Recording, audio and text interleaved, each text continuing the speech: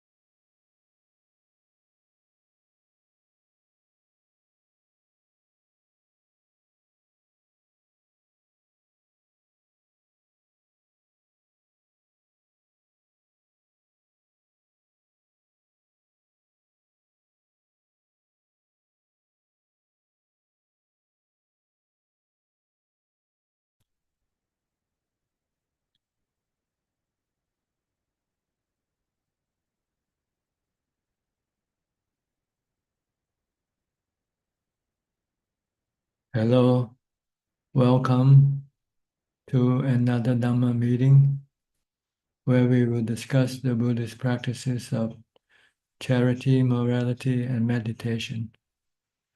Everyone is welcome to join. And we have our first participant connecting with us. Not complete yet. Okay, not yet. Okay. Alex Turpin, you are the first person. Please. Okay. Hello, Tanajan. Yes, good to see you. Good to see you too. How are you? Fine, thank you. Thank you. Sorry, one sec.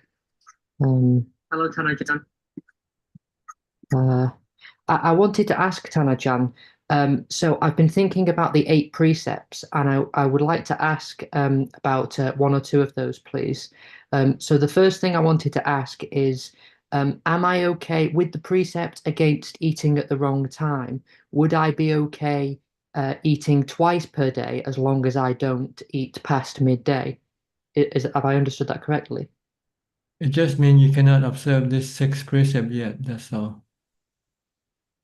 It's neither wrong or right, it's just that you're not doing it. Okay, so that would count. That wouldn't count as adhering to the all the 8 precepts if That's I ate right. twice. Yeah, I, you just keep the 7 precept instead. I see. I see. I'm perfectly happy to do that. It's just the practicalities of eating that amount of food that I think I would struggle with. That's the only reason at the moment that I don't do that. Fine, it's all right. It just means you're not ready yet. I see. I see.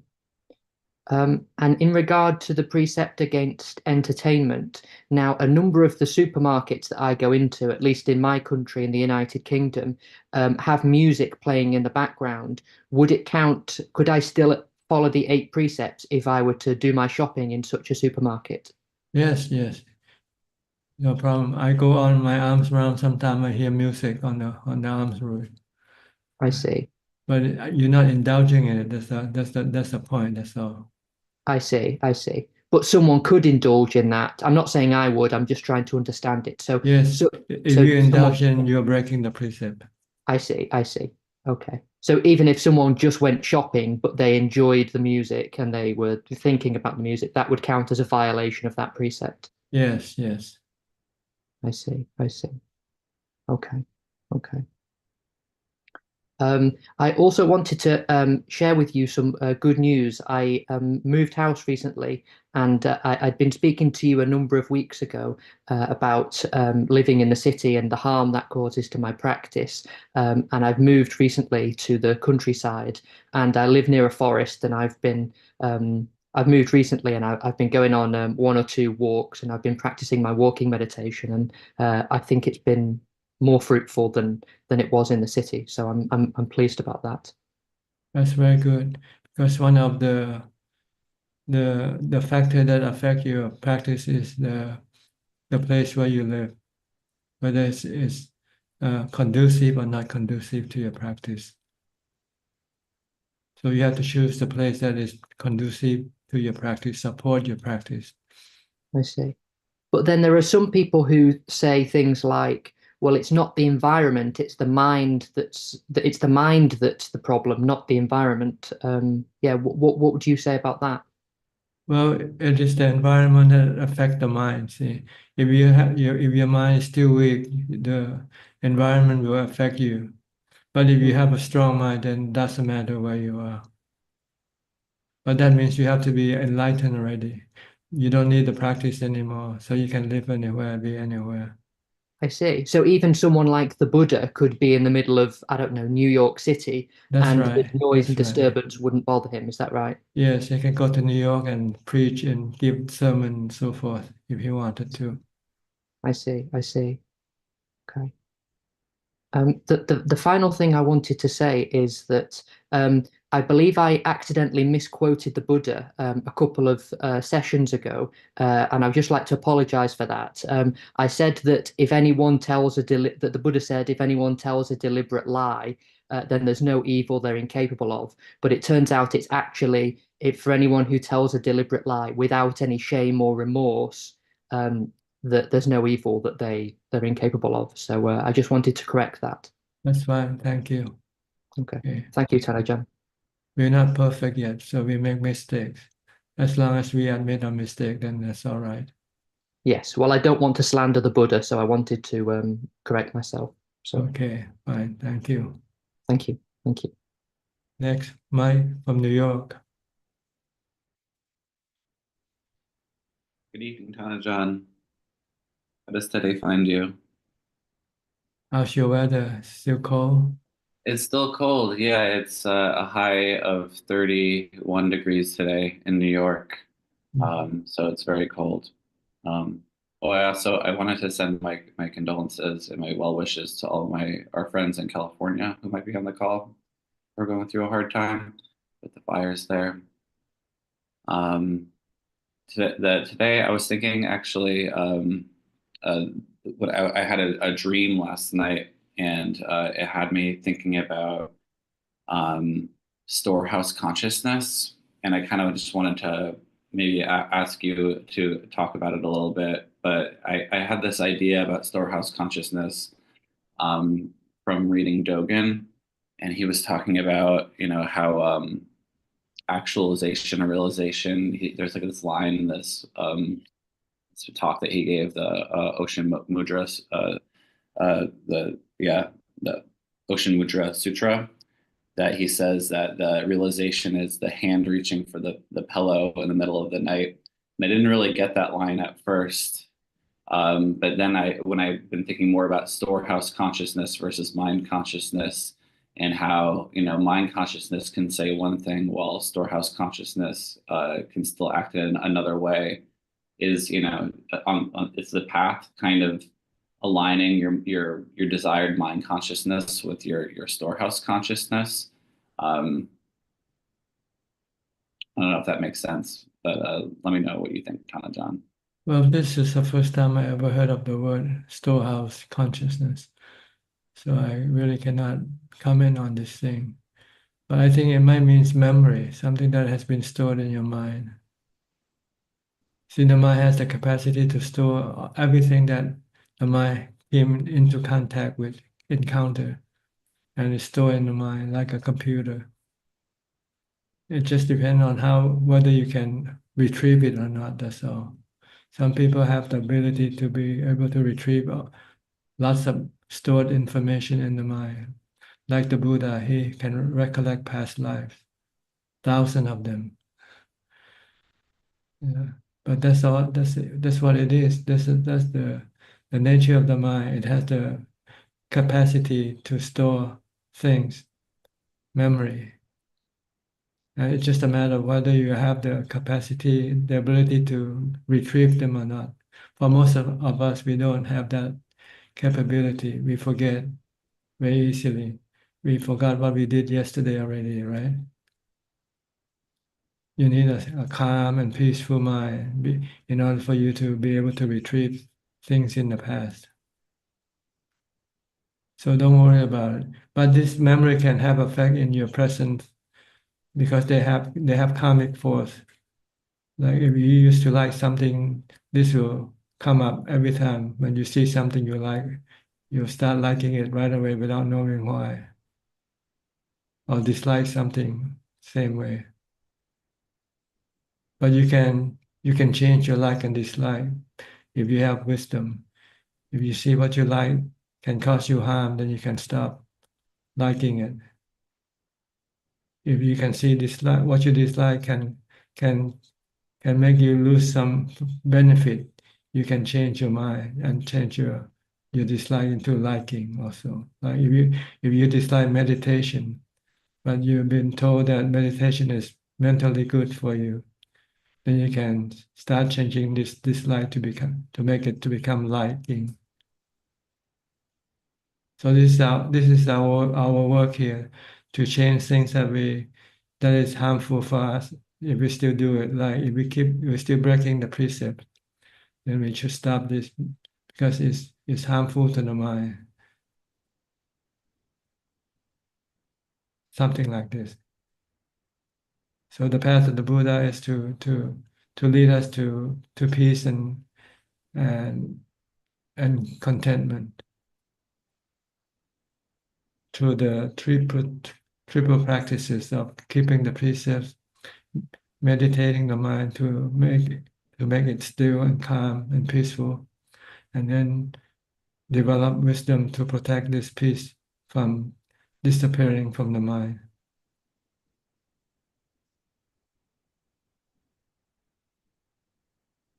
Okay, this is I guess this is about all I can say about what you want me to say. Unless you want something more. No, that was quite good. Does any, thinking like about likes or dislikes, are all of these, in your perspective, are all these from our present karma, or are these like kind of coming from, our past, our ancestry, or anything like that? Are we like inheriting karma? Not from our parents, but from our past karmic activity. Last time in your last life, if you used to do something you like, you'll carry this over into this life. What you dislike, you also will carry into this life. It doesn't come from your parents, from your father or your mother.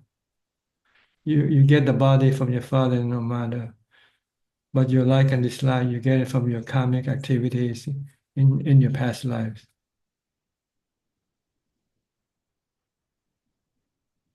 Okay, so we might not like the same thing that our parents like, and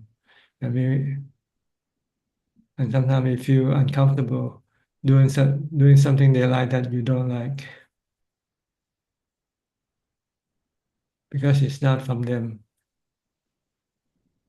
You only get the look, the appearance of your body from them. You look like them, but you don't act like them.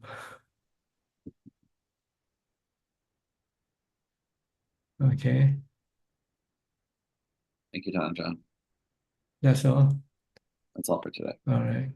Next, Professor Ken from Switzerland. Good afternoon, Ajaan. Yes, how are you? I'm fine, thank you. Ajaan, I just wanted to comment on a couple of minutes ago. Alex was talking about eating precept. I think there may have been a misunderstanding because as far as I understand, he was saying he wants to eat twice a day, but both times would be before midday. Oh, I see. If it's before midday, then he started breaking the precept. Right. So I suspected there may have been a little misunderstanding there. I thought he was talking about dinner. No, Okay. no. As long as you don't eat after midday, then you're still keeping this precept. Even if you have to maybe move 1 hour later, I think due to the modern way of having meal, you stop working at midday and have meal at midday. So if you want to be strict with this precept, you might not be able to keep it. But if you say you have to adapt to the existing situation, you have to stop working at midday and eat, then you just move 1 hour later. Then this is okay. I think it's okay. Okay. Because Thank people you. sometimes when they go to work, they cannot eat at 11 o'clock, because they still work. They have to stop working at 12 o'clock. Then you have 1 hour off for your meal. Then if you eat at 12, according to the precept, then you're breaking it. But according to the intention of precept, I don't think you're breaking it. The intention of precept is to stop you from eating too much. So there's just a time demarcation line. So you cannot eat after this hour at midday. Okay, thank you, Ajaan. I myself don't have any questions at the moment. Okay, thank you for clarifying. Thank you, Ajaan. Next, Alvin from Malaysia. Namaskar, Ajaan. I don't have any question. I'm just being respect. And also, thanks, Ken, for bringing up the question. Okay, Thank you. hi. Next, Tommy from Australia.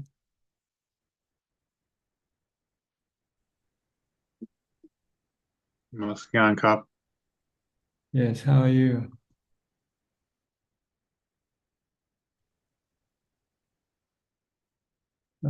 Your transmission is on and off. You have to turn on your microphone again. Okay, Can you hear me? Yes. So I've been living the hermit life now for about 2 months, and I get to the point where I'm pretty much practicing all the time, and the main thing that's coming up is like restlessness. Like I have to go back to the monastery, or I have to move to a better forest, this type of thing. And I'm wondering is what the cure for the restlessness is. Lack of mindfulness. You have to practice more mindfulness during the day. Not just during meditation. You should be practicing all the time mindfulness, reciting a mantra in your mind all the time, or be mindful of your body activity. Don't let your mind go away thinking about some other thing unnecessarily. Yeah. Only thing when you really have to. If you don't have to, then don't think. Stop it all the time, even before you meditate. Then you can control your restlessness. Your restlessness comes from thinking a lot about a lot of things. Okay. So you should start the day with the mantra. As soon as you get up, as soon as you open up your eyes, you start reciting Bhutto, Bhutto, Bhutto, or some other mantra if you like.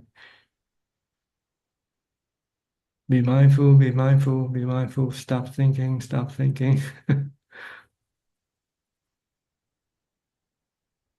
I wanted to ask about this area in the stomach, like the chitta asana.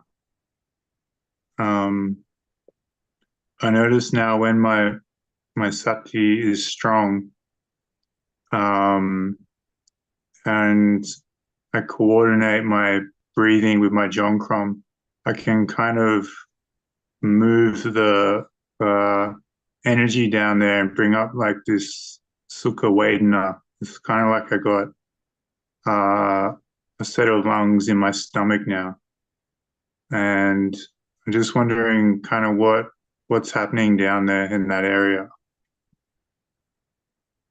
Well, as far as the feeling of the body, it just depends on how the body eat or what happened to the body. It has nothing to do with the mind.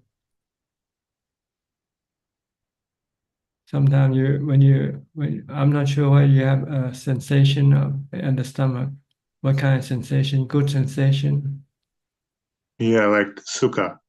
Yes, from what can you find out why? It's a mixture of like walking jongkram and doing anapanasati at the same time. Maybe it's the result of your mind being calm and peaceful. Gives you a good sense, a feeling down in your stomach.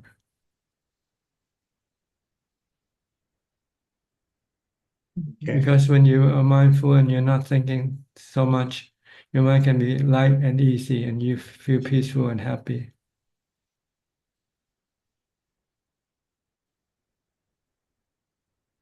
So if it's good, if it gives you good feeling, then you can continue on using it. Okay. And in the Satipatthana Sutta, the Buddha gives this like timeline of the 7 days, 7 months, 7 years. What's that based on? Well, based on your ability to practice the triple training, keeping the sila perfectly, and be able to enter into jhana, and understand the Four Noble Truths and the three characteristics of existence regarding the body, the feeling, and the mental state.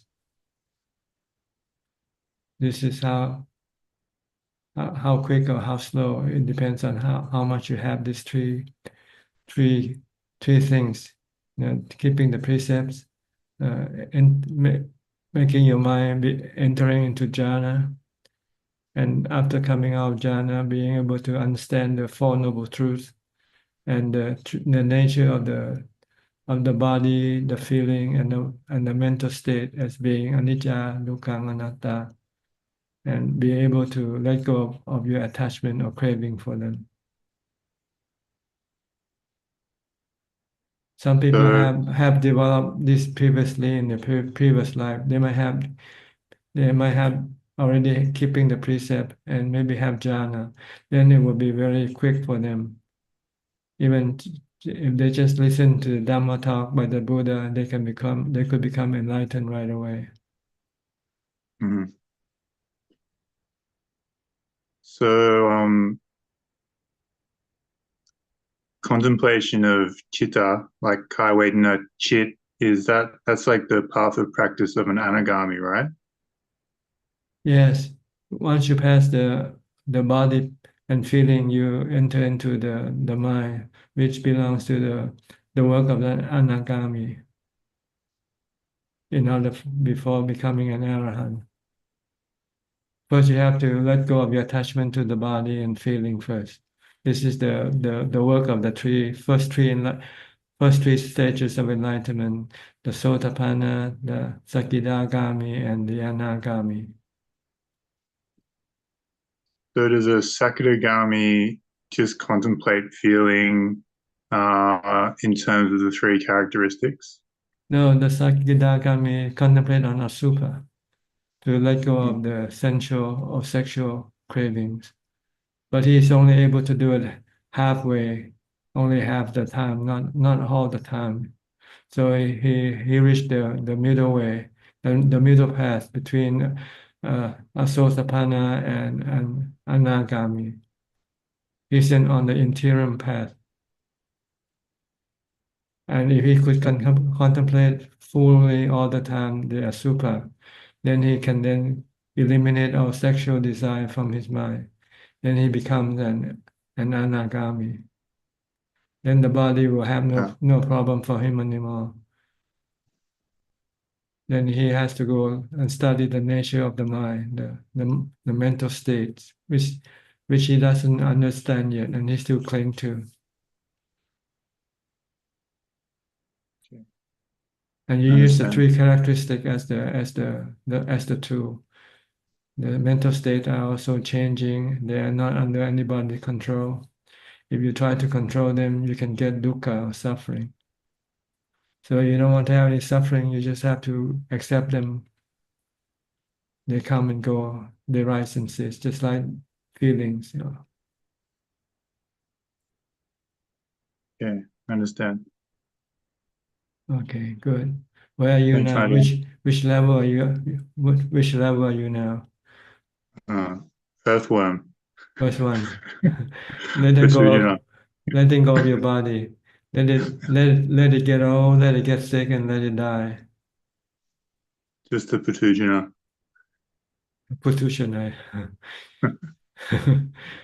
Okay, anyway, I'm just teasing you anyway.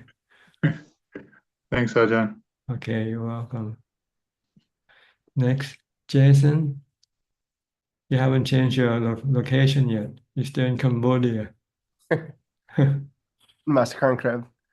Good evening, Tanajan. Yes, I think I got it changed in there, but it just hasn't posted. I realized I hadn't done it again when I got in the room.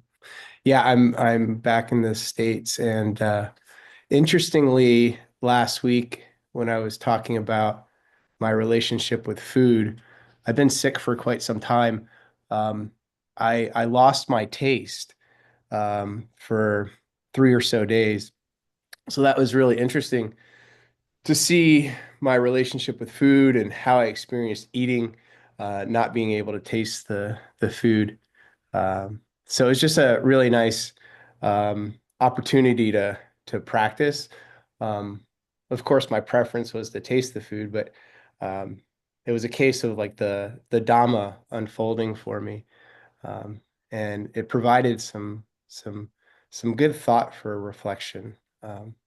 So yeah, that's a work in progress for me.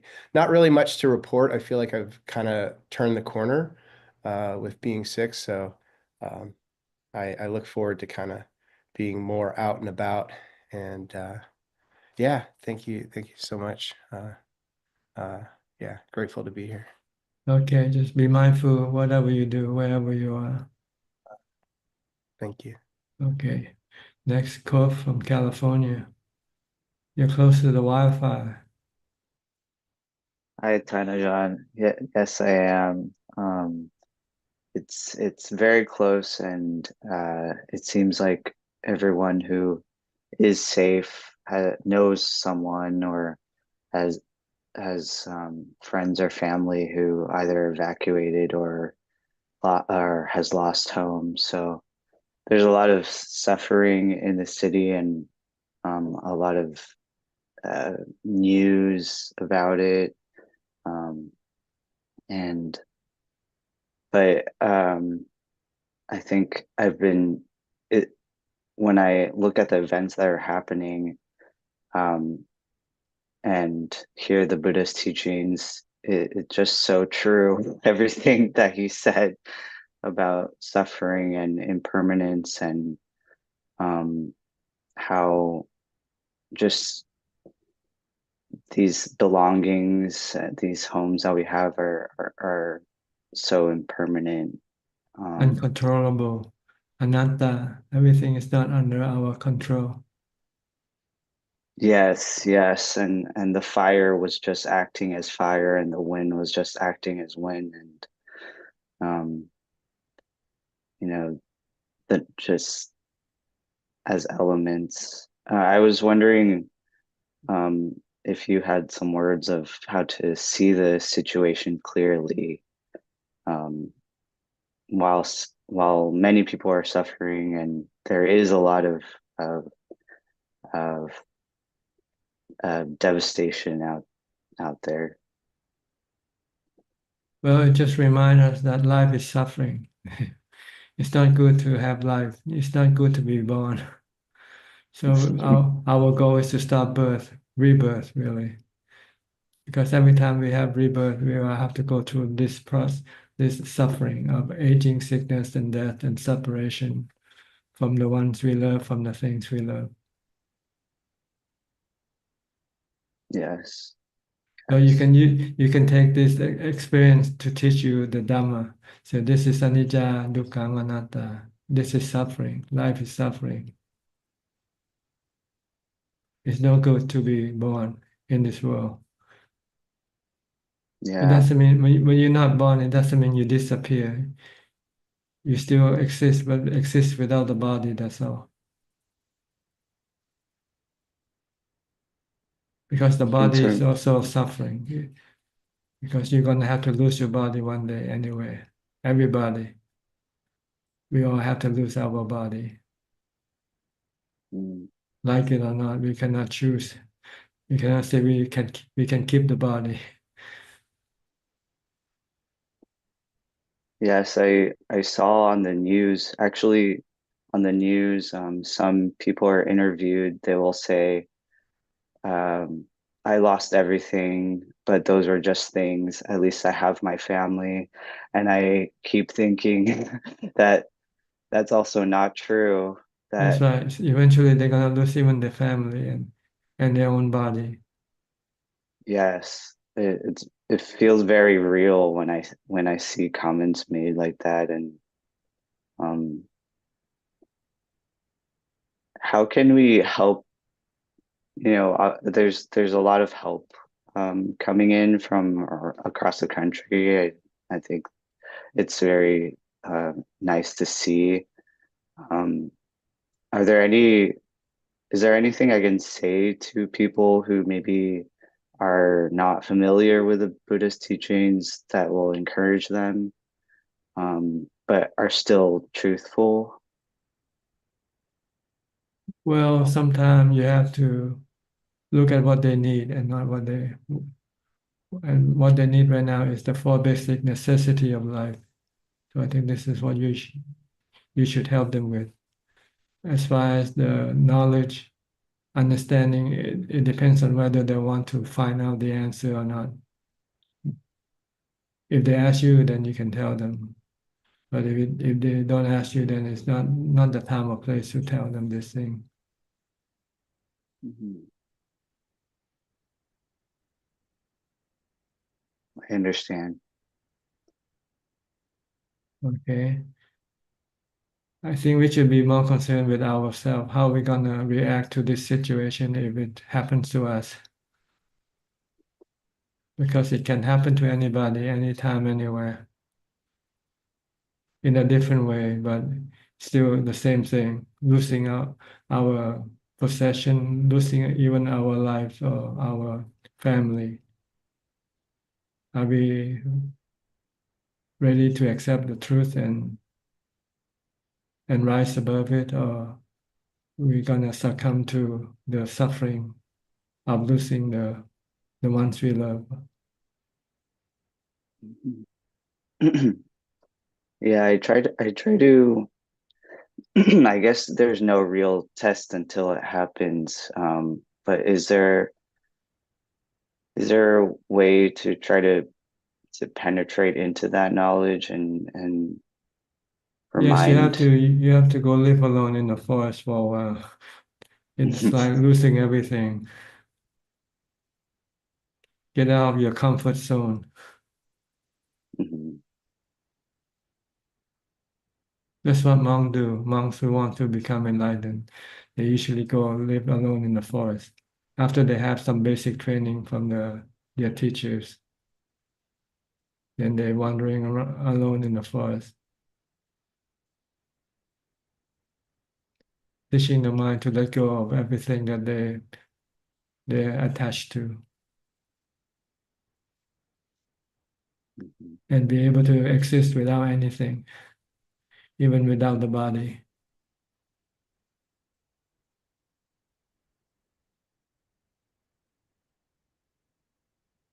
Okay? Yes, thank you. Thank you so much. Try to become a monk for 3 months. This is a Thai tradition for a Thai male at the age of 20. They will become a monk for 3 months to learn the basic to learn the teaching of the Buddha. Okay, I'll make that my aspiration. Okay, your bucket list. Huh? Yeah. Okay, Thank you so much, Ajaan. you're welcome. Next, Rohini from the UK.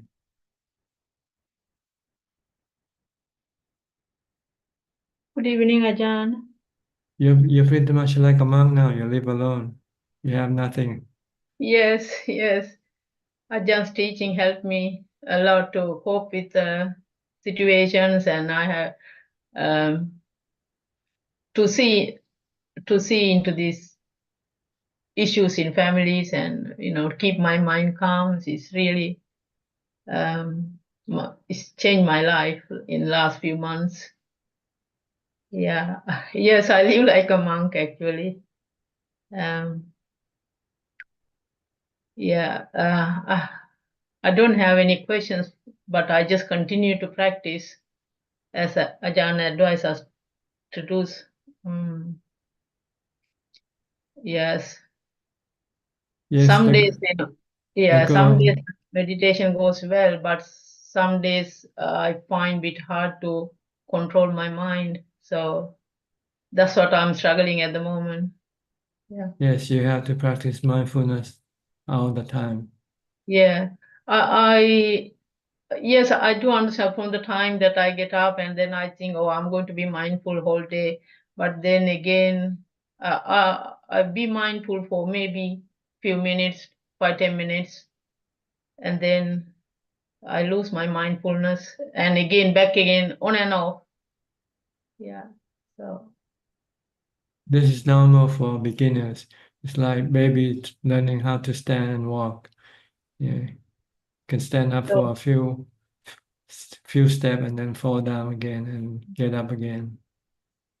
as Ajahn said, stop thinking, stop thinking. I used to do the same actually. Stop thinking. I'm trying to get the mind back again, but it goes away because at the moment my sister is in hospital, so it's I think she's in her final stage, so it's very hard to um, bring my mind back from that situation. But still, Ajah's teaching helped me to everything is anitya and dukkha and anatta, and then I think like that. And so this week I was just going in and out of hospital, so which disturbed my meditation really. But you can make your visit a way of developing wisdom. When you go to Yes, hospital, I can see the suffering of people. My sister is over 80 now. I can see the similar age patients in the hospital. Some people are just, I think they are, I don't know what, I think I don't know what word to use. Basically, it's crazy. They keep screaming, and it's really sad to see it. because their mind cannot accept aging Yes, or because painful no feelings. Dhamma. Yeah. Yeah, don't know Dhamma. Even my sister is the same thing because she's lying on the bed, unable to move. She's suffering a lot. If she had Dhamma, so she could have practiced mentally You could be without calm and suffering. peaceful and not Yeah, affected by the sickness of the body.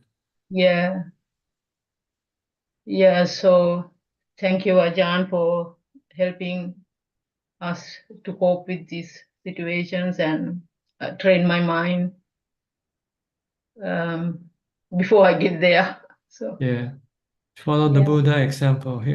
When he saw an old man, a sick man, a dead man, yeah, he bring it back to himself and say, I'll be like this also one day. yeah, So I have to prepare myself, my mind for this eventuality. yeah. Thank you so much. Okay. Thank And you, Ajahn. the Thank you. best way is to keep your mind calm with mindfulness, with meditation and wisdom. Yes, my mind is, I can see the difference is I'm much calmer than the about 6 months ago. Um, because I used to worry. Now I can see, I can make up my mind and keep my mind calm because of Dhamma. Yes. Because worrying doesn't help you anyway, Yeah, right? yeah, it's really true. Thank you. Okay, you're welcome. Thank you. Next, Rick Cooper from Ohio.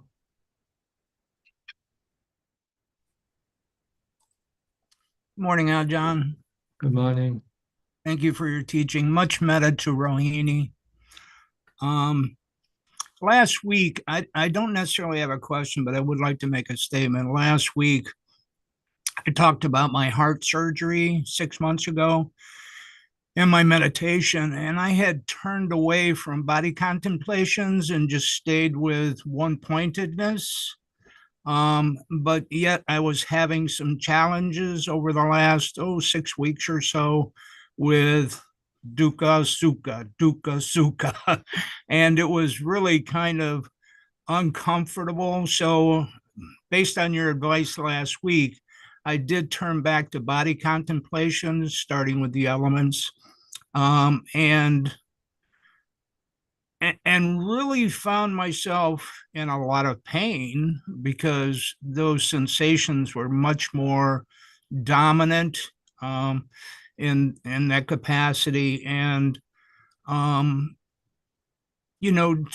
through daily activities, I can turn my mind to different things. The mind is always looking for an object, and I can keep those objects on cooking or whatever it may be. But when in meditation and I turned my focus on body contemplations, I was realizing the discomforts as a result of the traumas to the body. But they kind of passed. They pass within the meditation after a few minutes, of course, or maybe 30, 40 minutes. And I got a lot of insights out of it and a lot of comfortability in my heart as a result of it.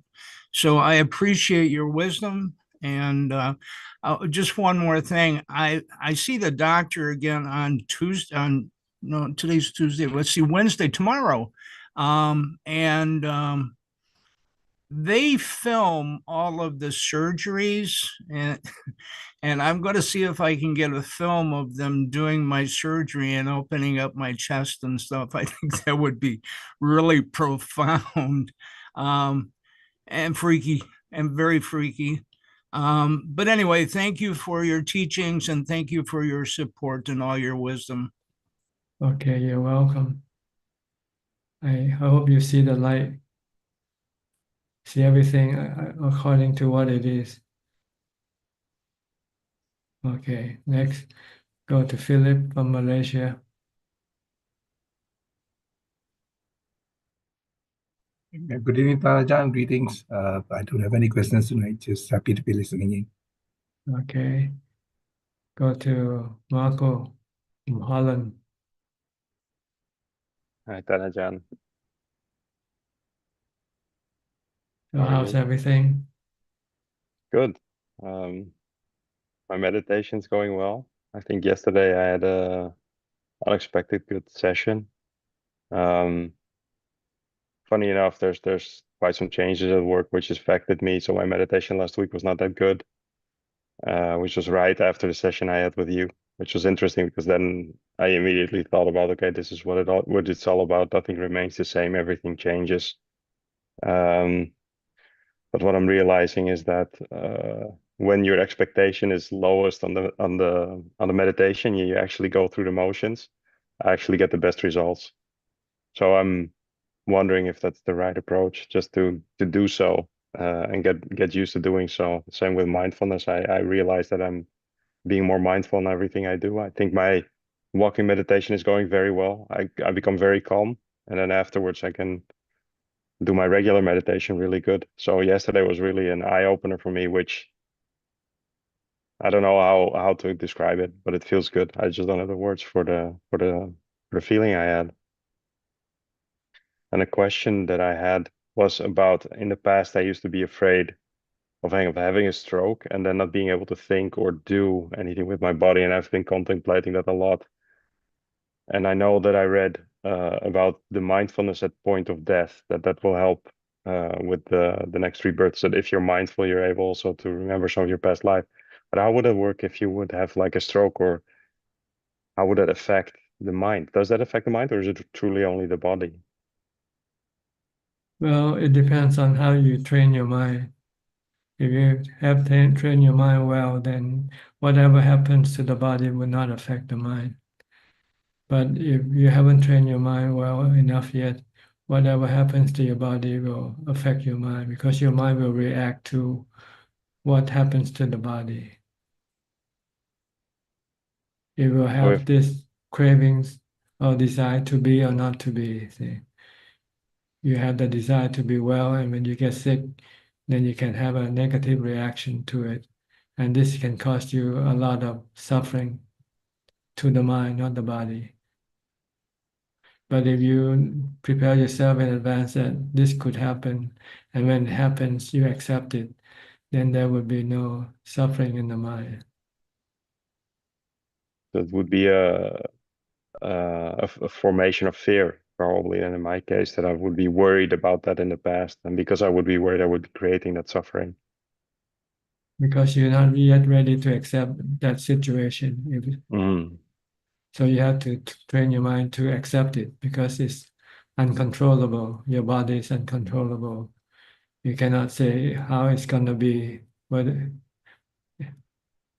So you have to prepare yourself to accept whatever will happen to your body. But you try your best to look after it, But if should anything beyond your ability, then you just have to accept the consequence of that. The worst is death anyway, so just think about death a lot of times. And whether we like it or not, we're going to have to go through it. We can go through it peacefully, or we can go through it traumatically. I had a dream a couple of nights ago that I saw a rat that was dying, and I remember the feeling that I had in the dream, which was the feeling of unease and trying to look away, and at the same time this voice trying to let me know, like, okay, you have to go through this in order to get the next step. It's so I've been contemplating it a lot, and it's helpful actually, because it makes me realize that it's going to happen sooner or later. I have to be ready for it always. It's not going to stay as it is, and at the same time, I'm realizing that I don't like the body much because we started to do the food contemplation a lot, and I'm really realizing that every bit of my body that I'm seeing is just basically my food, and that's interesting. Yes, you are what you eat, right? Exactly. The last time I saw my face was thinking of a hamburger. No, it's priceless that you, by seeing the elements and really understanding that everything is the elements, you really become what you eat. And I always thought this was this thing. Yeah, sure, but I don't know why. It's like when you're younger, you think it's the stuff that's in the food that goes to your body, but the body's just not the same. It is the food. It literally is the food. And that's eye-opening. So Yasupa training is going well as well, and I'm looking differently at the body now. So I think it's going well, but it's difficult for me to judge, especially because I know in the past I've been on one hand I've been very insecure, and by that making myself arrogant, and now I don't want to accept any progress that I'm making unless I've million checked it. Like I let it happen. It's fine. It doesn't matter. It's just do my practice. I'm just gonna follow my practice as is because I know it's giving me peace of mind, so that I keep going like that. And it's also thanks to you, Tanajan. So I just want to pay my respect this one. Say thank you. Okay, let's keep working at keeping your mind calm and teaching your mind to see the three characteristics in everything. Yeah. That's all you need to do. That's all the work we have to do. But we tend to forget the three characteristics. We like to think of things as being permanent, as being controllable.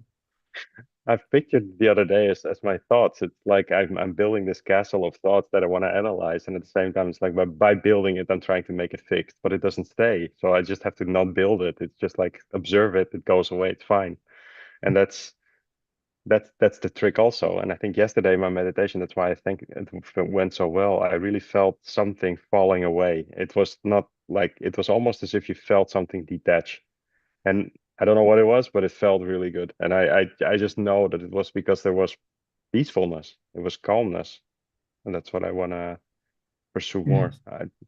And without the expectation, I think that's it, because I was not expecting it to go well. And that's what I think, even though I tried to tell myself, don't expect anything, by the fact that I'm telling myself not to expect anything, I'm actually holding on to that.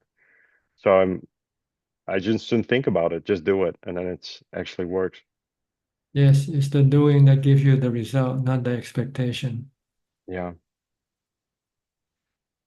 Okay, just keep doing, just be mindful, and everything will fall into place. Thank you, Tanaja. Okay, is that all? That's all, Ajaan. All Thank you. right. Next, Marsha from Ohio also. Meeting Rick Cooper from Ohio. Yeah, I'm wondering where he is in Ohio. I'm in the Dayton area. Can you reply, Rick? Where are you from? I'll let you to chat a little bit. Where are you from, Rick? You're muted. I think the admin has to unmute, allow Okay. the first. I'm in Cleveland where it's 9 degrees this morning. Oh, well, we're at 10 degrees here in Centerville. Real cold. I had to get the kids on their school buses. Cold and lots of snow. And yeah, that's the way it is. But yeah, Nice to meet you. nice to meet you too. Okay. But Cleveland is a real drive. It's like at least 3 hours by the car. So it's not, I don't typically get up to Cleveland. I think I've only been there once. But yeah, things have been going pretty good. I survived the holidays and just kind of I'm trying to be a knower and not a doer. And things are just so much easier that way, where life is happening around me. And I do my little part where I feel I should invest. And since I had that experience where the mind separated from the body, I've been like less connected to my life. It's like there's a little separation all the time that wasn't there before. And yeah, there are two parts, the watcher and the actor. The body is the actor and the mind is the watcher. Yeah. So I'm really trying to be the watcher, and everything is easier if you're just the watcher, even just going through the day, getting your lunch. Yes, but you have to be a detached watcher also, not attached watcher. Yeah, yeah. Just let things be. Everything comes and go. Yeah, yeah. And then in the seated meditation, you know, when the mind starts going in those thought trains or there's a feeling in the body, I just keep telling myself, not mine, not myself, not what I am. And I'm able to understand that in a different way where I can let it go then, because I really know now that the mind and the body are different because I had that experience. So it's like, okay. Yes. Don't go there. It's just a matter of applying it in your daily life. When you're not meditating. Yes. But sometimes we can forget. I mean, sometimes become attached to our body and our possession. Yes. Yes, absolutely. So I'm working on that to stay in the knowing and let the doing just happen. You have to keep going back to your meditation for this knowledge also, because it can become less effective the longer you're away from your meditation. Mm-hmm.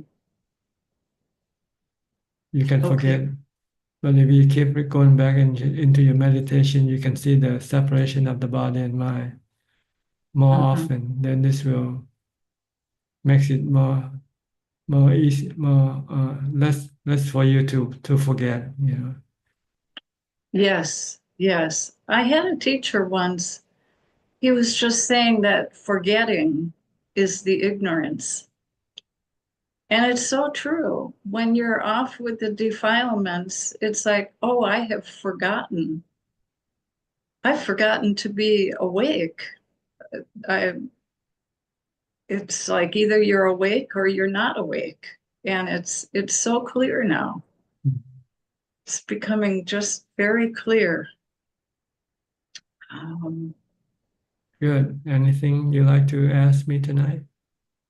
I don't think so. I just wanted to get back in the room to be with you guys and thank all the participants for their questions are so helpful and the answers that you give help me a lot. So thank you all.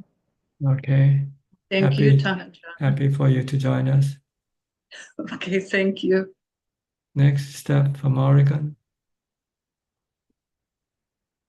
Is it cold for you there, Otto? No, not really. It's like 50 degrees. It's a little cold in the morning, but it's yeah, I feel a little guilty how nice it is for us. It's like sunny and 50s. Can't complain. Good.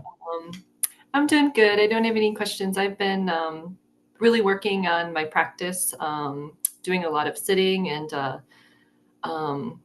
I can't say that I'm where Marcia is, but when I get into my sits, I can get myself still, and it feels really good. So I've just the sitting practice has been good. Yeah. Yeah, just keep it up. Don't forget. Yes. Yeah. And that's all. Thank you. Okay, you're welcome. Next, Coxing from Singapore.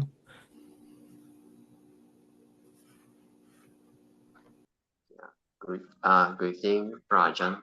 Yeah, just to update you, last week you asked about that I update about my aversion to the birds crowing. So just to let you know, yesterday it was raining whole day, so I didn't go for the upper dana for the monks at Ipinabata, so I don't have a chance to walk under the trees where the birds are crowing. Yeah, so maybe next week, when I go to Upper Dana, and then I will see how is the effect when I walk under the trees where the crows are residing. Yeah. So just to let Prajan,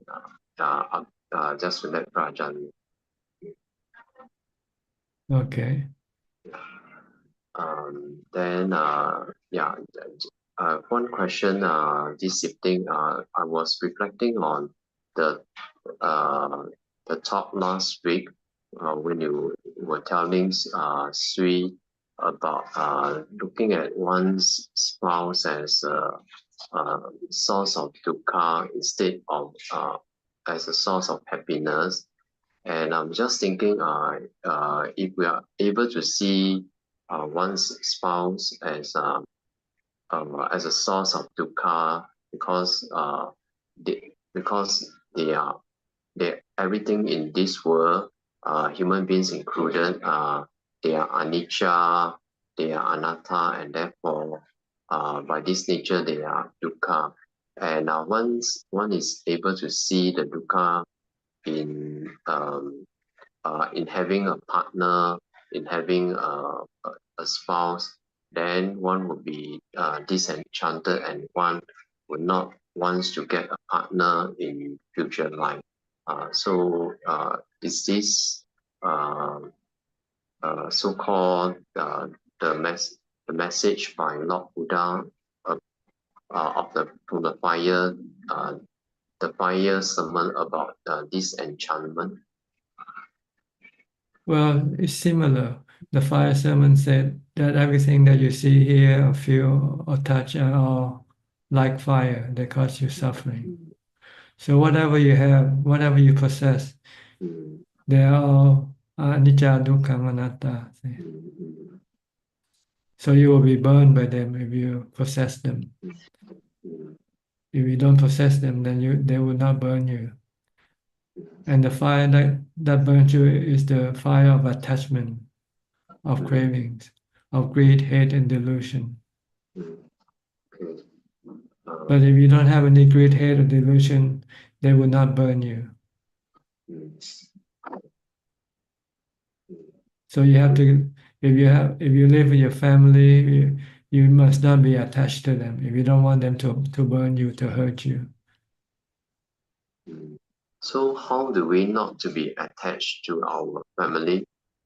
Just see them as being the three characteristics, having the three characteristics. They are impermanent. They one day, sooner or later, will have to be gone. And they are not that. There's no self. They are just the four elements, something that you cannot control.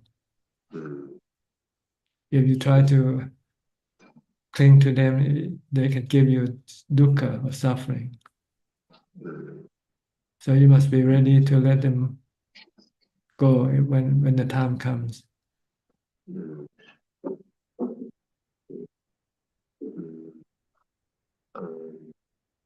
Then, Ajaan, may I ask then, how do we so-called,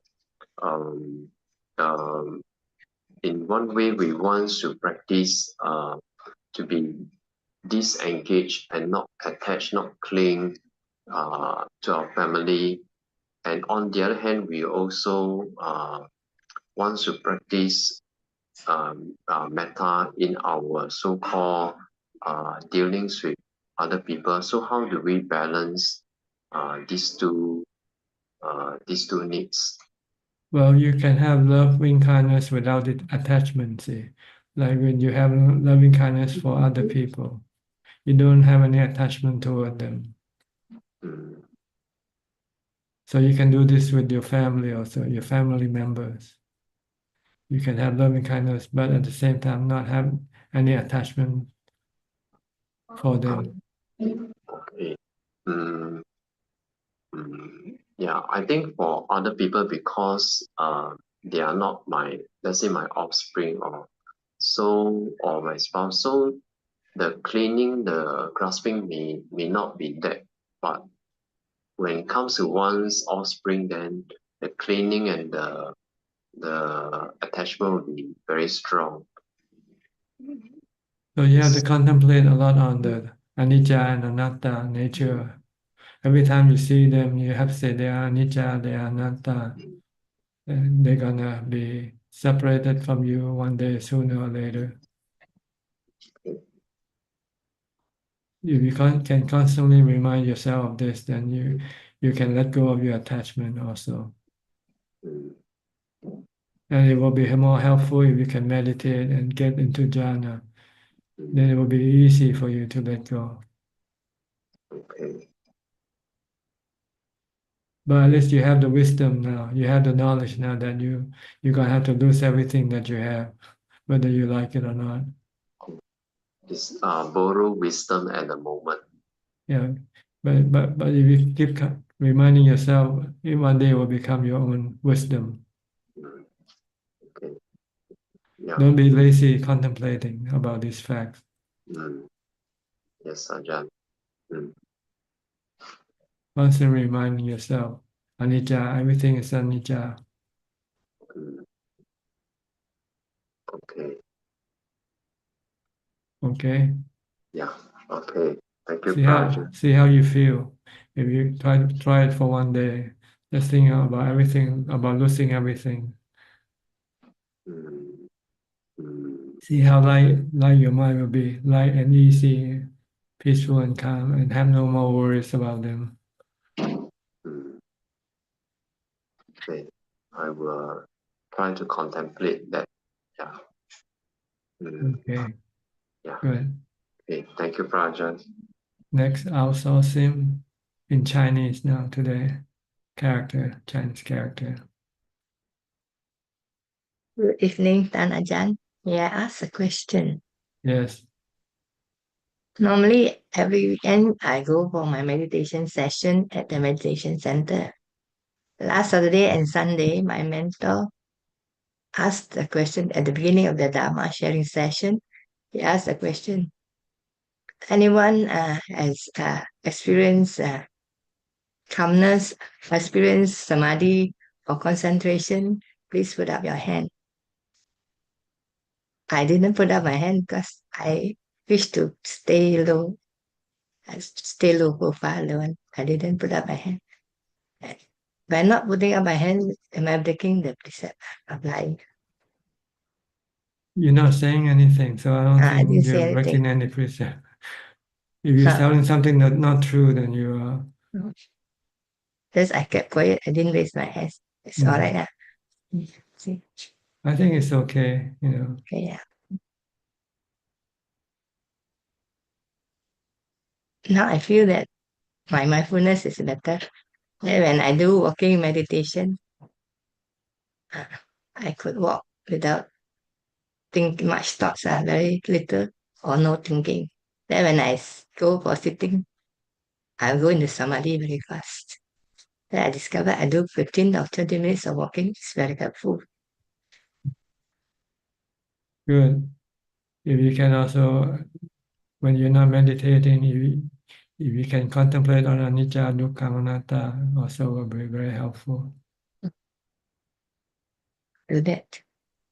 Everything is anicca, dukkha, anatta.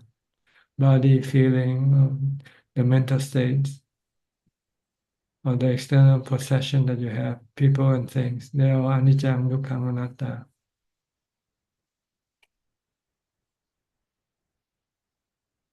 Then you'll be ready to give up everything.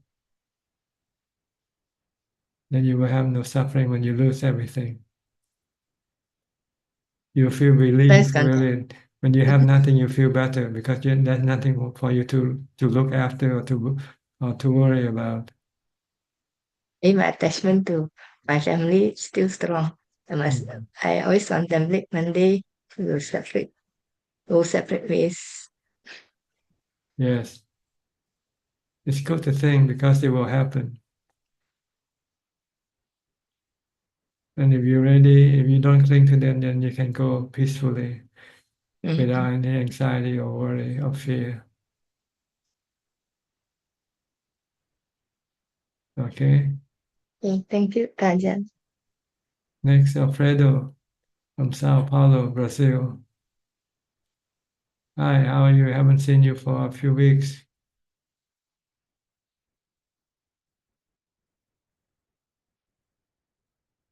Can you unmute your microphone yet?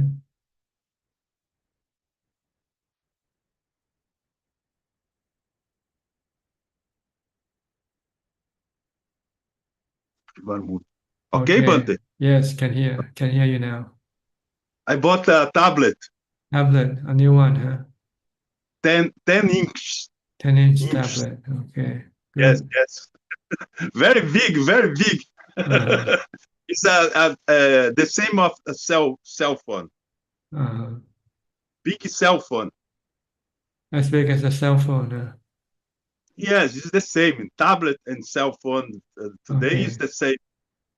It's very, very, very. I bought on Sunday.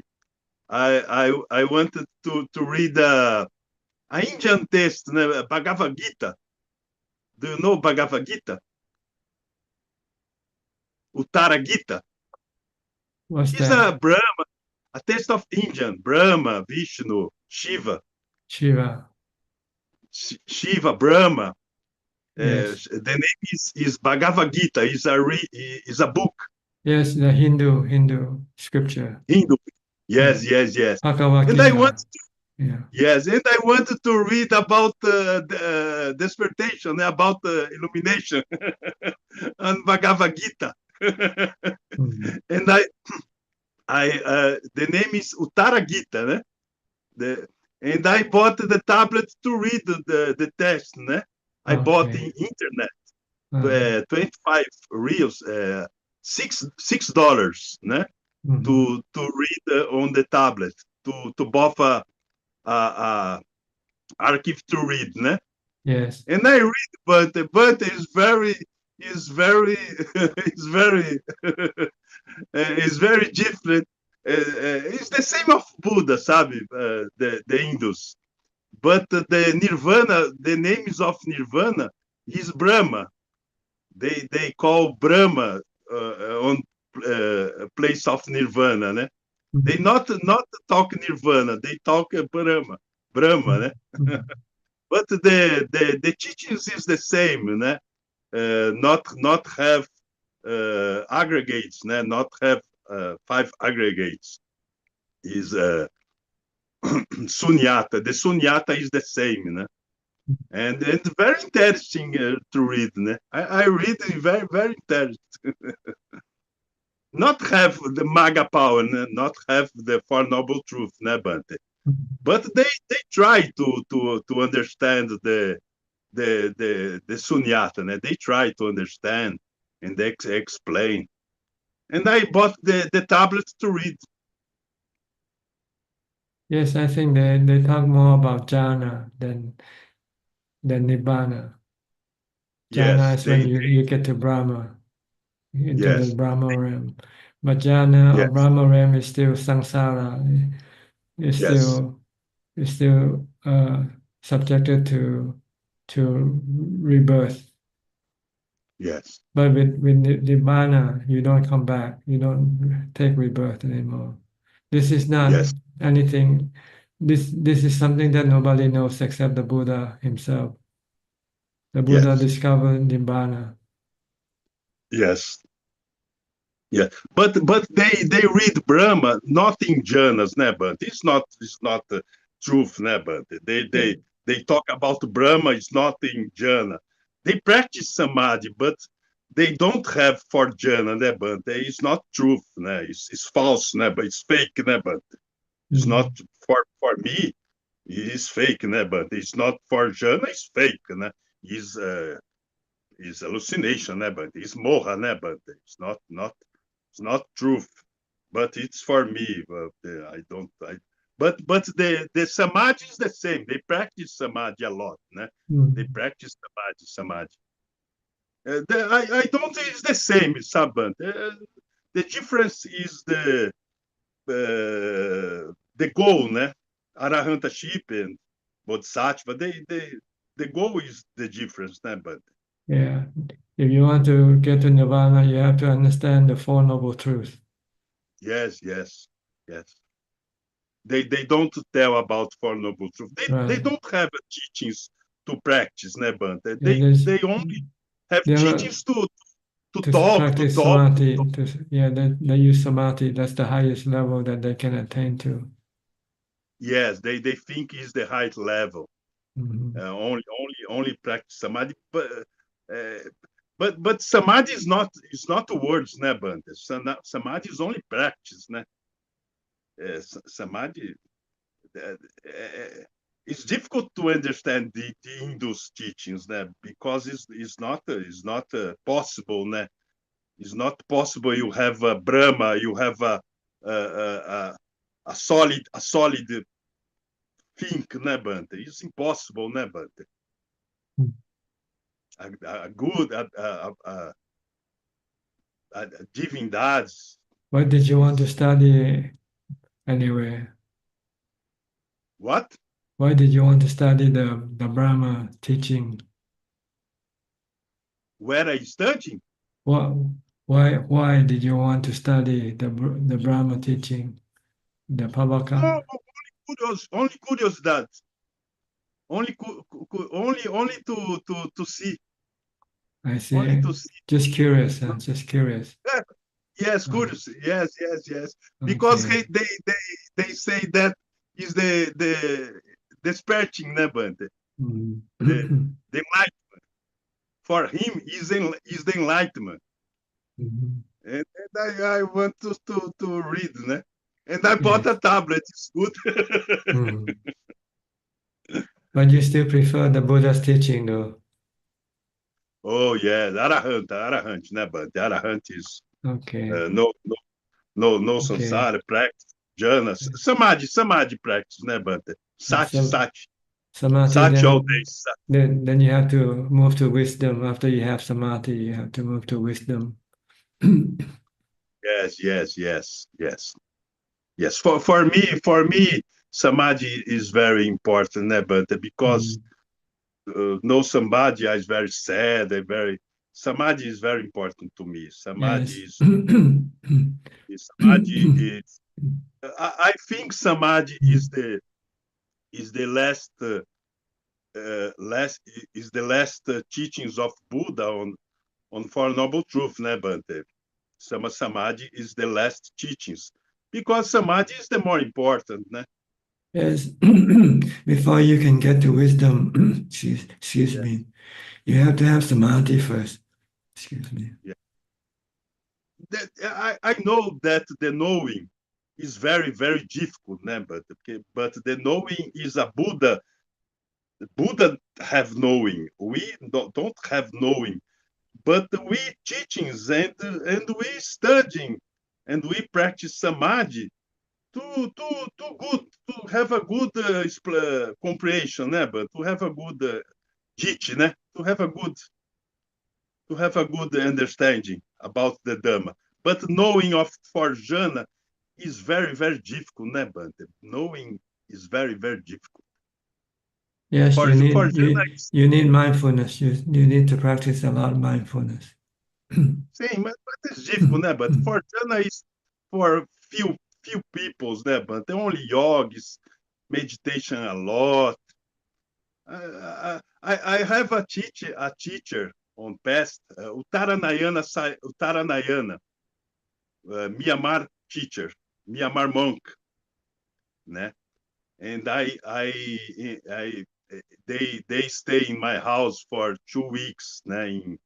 In 2000, and I reach for jhana for 2 days, né? But I know what jhana.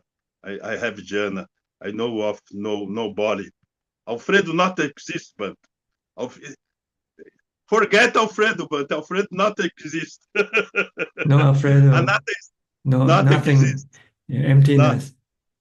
Empty, not body of Alfredo. Alfredo not have body, but not have mind too. Okay. No body, no mind. Alfredo not exist. I have jhana. I know that word for jhana, but it's very difficult. Né? But it's not important. Né? Important is the practice, né? But anapanasati on breath, né? In the samsara, né? We are in the samsara, né, Bante? Yes, you have to get rid of Alfredo when you come out of samadhi also. So you're not Alfredo. You're just four elements. On breath. You're just Samadhi not breath. breath. You're just earth, water, fire, and wind. Yes. Okay. Sorry, but I was renovated my house, renovated my wood for 5 months. I see. Finish yet? And I end now. Huh? Finish? Yes. Very good, but very, very good. I play a meditation on the outside of my house, né? A place to meditation, and I did five places to meditation. The same Buddha and five ascetics. You know the history of Buddha, né? Buddha and his five friends, né? Ascetics. Yes. Então I do. Other day I show to you outside of my house. It's very good. The place of meditation for me, and five places for five ascetics. Yeah. Okay. I don't have five ascetics, but the place is there. But okay, in case they come to see you, huh? Yes. My reformating, renovating is very good. Okay. Okay. Thank you for your information. Oh, thanks, but thanks for teaching. Okay. I was listening you in Facebook. Okay. It's the same here, never. It's Yeah, the same. it's the same. Yes, Okay. I like a lot. I like you. You are my sangha, né, Bante? My only sangha. I see. You are my sangha, né? Okay, good. I'll see It's you good. next time. It's good to have friends in Dhamma, né, Bante? That's right. The Buddha. Buddha say. Yeah, Buddha say the friends is more important in Dhamma. Yes, your friends in Dhamma can help you. Yes. Thanks. Okay, see you next week. Next, Nita and Suchart from Northern California, San Francisco, Santa Clara. Good evening, Bhante. Good evening, Ajaan Suchart. Well, I don't have any question, but just an update that we are leaving tomorrow from California, and it's been exciting and hectic last 1 week.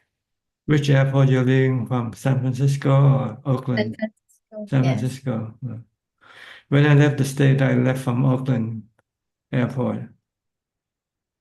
I hitchhiked from Fresno up to Oakland to Berkeley. I have friends staying there for a few nights. Okay. Then I caught a plane from Oakland Airport. Yes, yes, they are close by. Yes, Berkeley, Auckland, San Francisco. Yeah. Okay, have a good trip, good journey. Next week I'll see you in India then. Yes. Thank you, Ajaan. Thank you for all the help and support that you've provided us, and that's how we have been able to make this decision and follow the Dhamma path. Okay, I hope you don't blame me if it doesn't turn out. Um, it will turn out well, I have the feeling. Well, yes. If anybody to blame, you should blame yourself. That you're not good enough yet for the transition. True. I agree. How about you? Yes, Ajahn, we are very excited to go, and we have been wanting to retire early for many, many years. So absolutely, and everything you said, even when we look at our planning, everything has come together. So, and absolutely, we will not blame you. In fact, we are really, really grateful because my mom's health's also going down, and it's been coming down a lot over the last week or two, even. So, I'm just so happy that we are going to India and we can also support her and practice Dhamma. I mean, those will be our, I think, most important things that we plan to focus on when we go. Um, a little stressed about our journey because we are also taking two cats with us, and one of whom is known to hate any kind of motorized or jet transport. So we got some chocolates for the people sitting next to us. So at least they don't drop us off in Europe or something on the way. Um, and yes, and Ajahn, I had a question. I've been trying to use the mala beads as a way of just kind of chanting during the day, and just wanted your thoughts. I feel it's quite helpful that with the mala beads, I'm able to, just think of Buddho, or when I'm with people, metta, um, or anicca. But is that a good idea, or should I not be using such a tool? Well, when you're starting, this can be helpful for your mindfulness, but eventually you want to do without it because it will be better. It's like a crutch, when you're not able to walk yet, then you need a crutch. But once you're able to walk, then you should just give up the crutch. Yes. Yeah. Because if you rely on your beats and one day you should lose it, then you will not be able to practice, right? Yes, Ajahn, that's correct. Even now, many times I get stressed if I can't find the beads where they are, and it's become a new challenge in my life. Yeah, you don't want to rely on any external thing. Rely on your mind, what you can generate with your mind, use with your mind. So try to practice until you have enough mindfulness that you'll be able to do without anything. Certainly, certainly. I think the key is to do a lot of practice. That's the key. To do as much as possible. Mindfulness all the time, all day long, from the time you get up to the time you go to sleep. Any moment if you can remember, say, oh, I should be mindful, I should be mindful. I shouldn't be thinking about this and that if I don't have to. Okay. Certainly, Ajaan. Thank you so much for your teachings, and thank you for encouraging us to take up retirement. Appreciate it very much. Thank you. Okay. I hope everything works out well for you. Thank you, Ajaan. All right. See you next week, maybe, if you are able to come in. Yes. Okay. Next, I'll go to Ricardo from Uruguay. Hello, Ajaan. Nice to see you again and all the Sangha. Yes.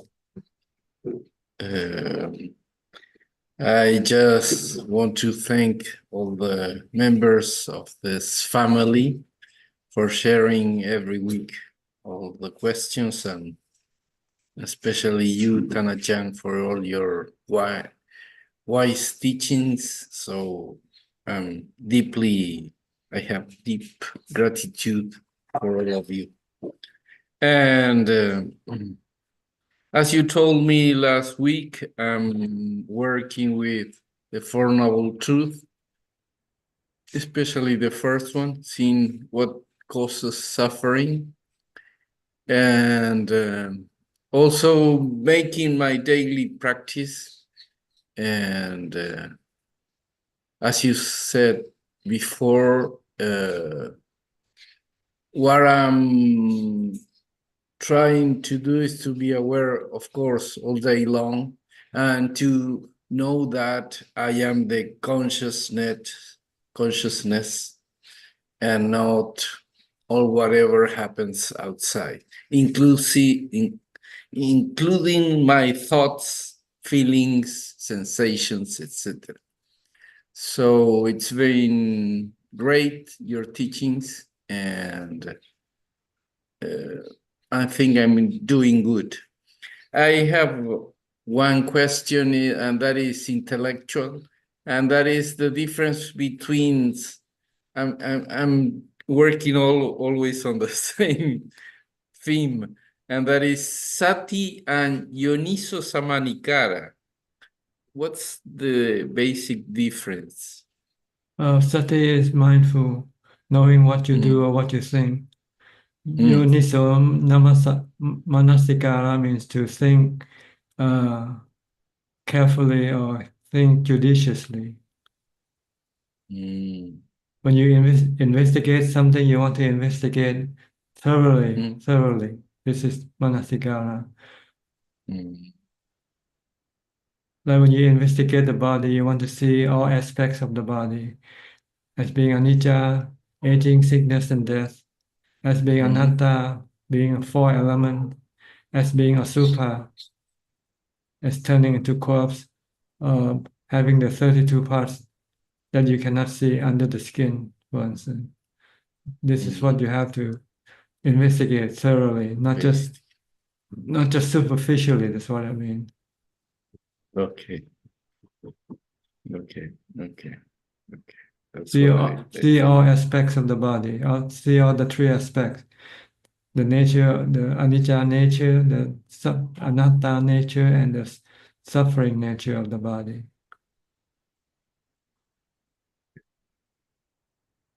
Okay.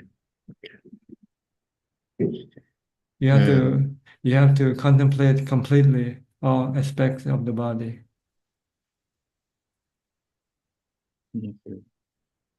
Not just the part you like and forget about the part you don't like.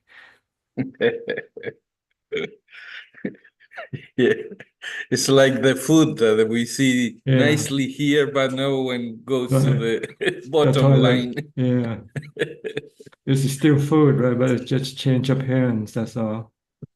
Right. Yes.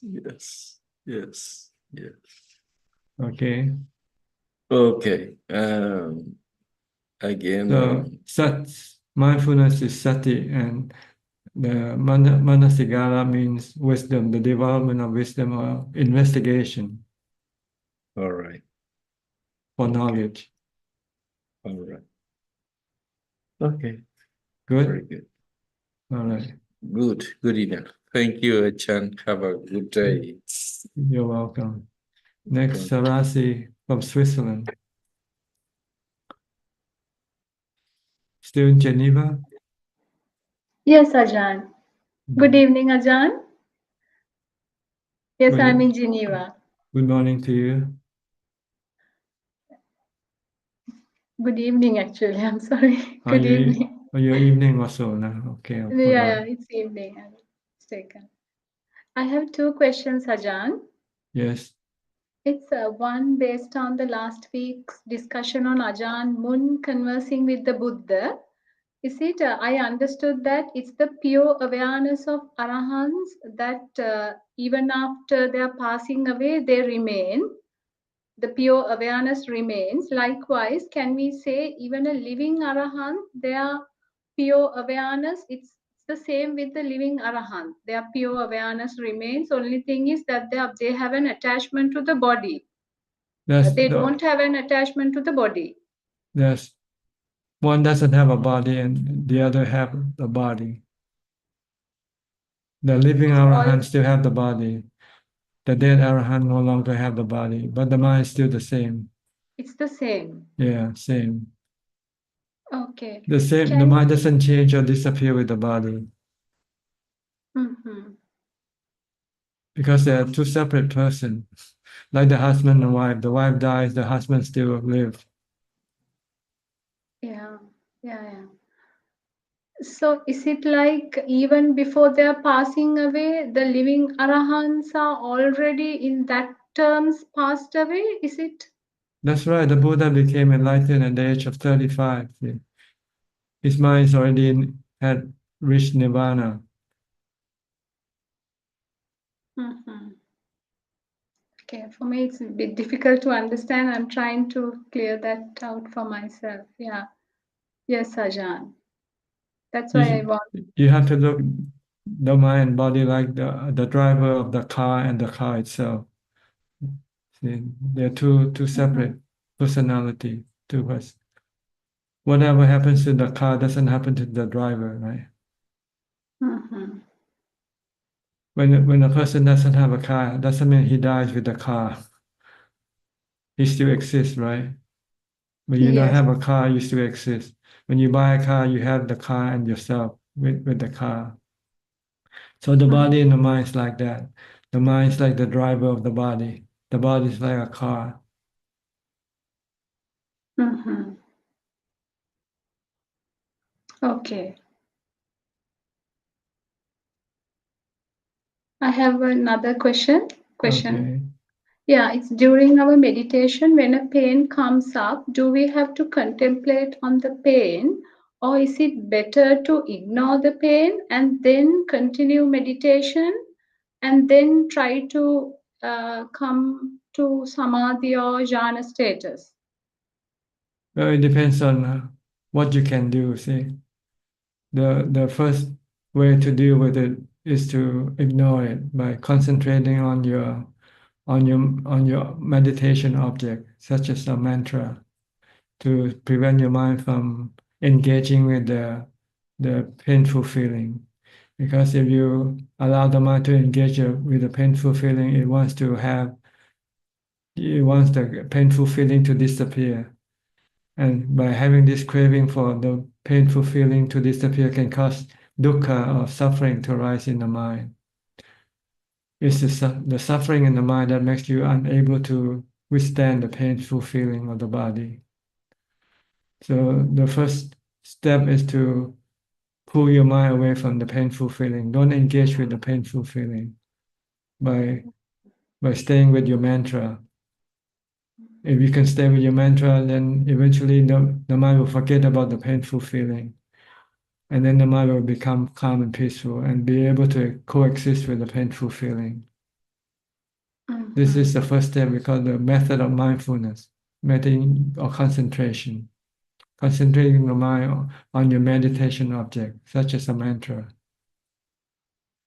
Don't let the mind engage with the painful feeling yet, because the mind will have the defilement, the craving for the painful feeling to disappear. And when you have this craving for the painful feeling to disappear, your mind become stressful or having suffering. And this will cause the mind not to be able to withstand the painful feeling of the body. Okay. That is in the initial stages, no? Later on, can we, Later when we on, develop... if you have strong mindfulness, strong samadhi, when you come across the painful feeling, you can engage it by using wisdom to teach you to study the nature of feeling as being anicca, anatta, uncontrollable. You cannot tell the painful feeling to change it to a good feeling. But you can accept it, face it with calm, with equanimity if you have developed samadhi already. And just to leave the pain alone. Like you leave the sun alone. You leave the sun to rise and set by himself. You don't try to change that. You deal with the feeling the same way like you deal with the sun or the wind or the weather. All right. But you have to have strong concentration to be able to use wisdom. Yes. It's very difficult, Ajahn. So the first step, you should use concentration first when you come face to face with painful feeling. Okay. Don't engage. Focus on something else to get your mind away from the painful feeling.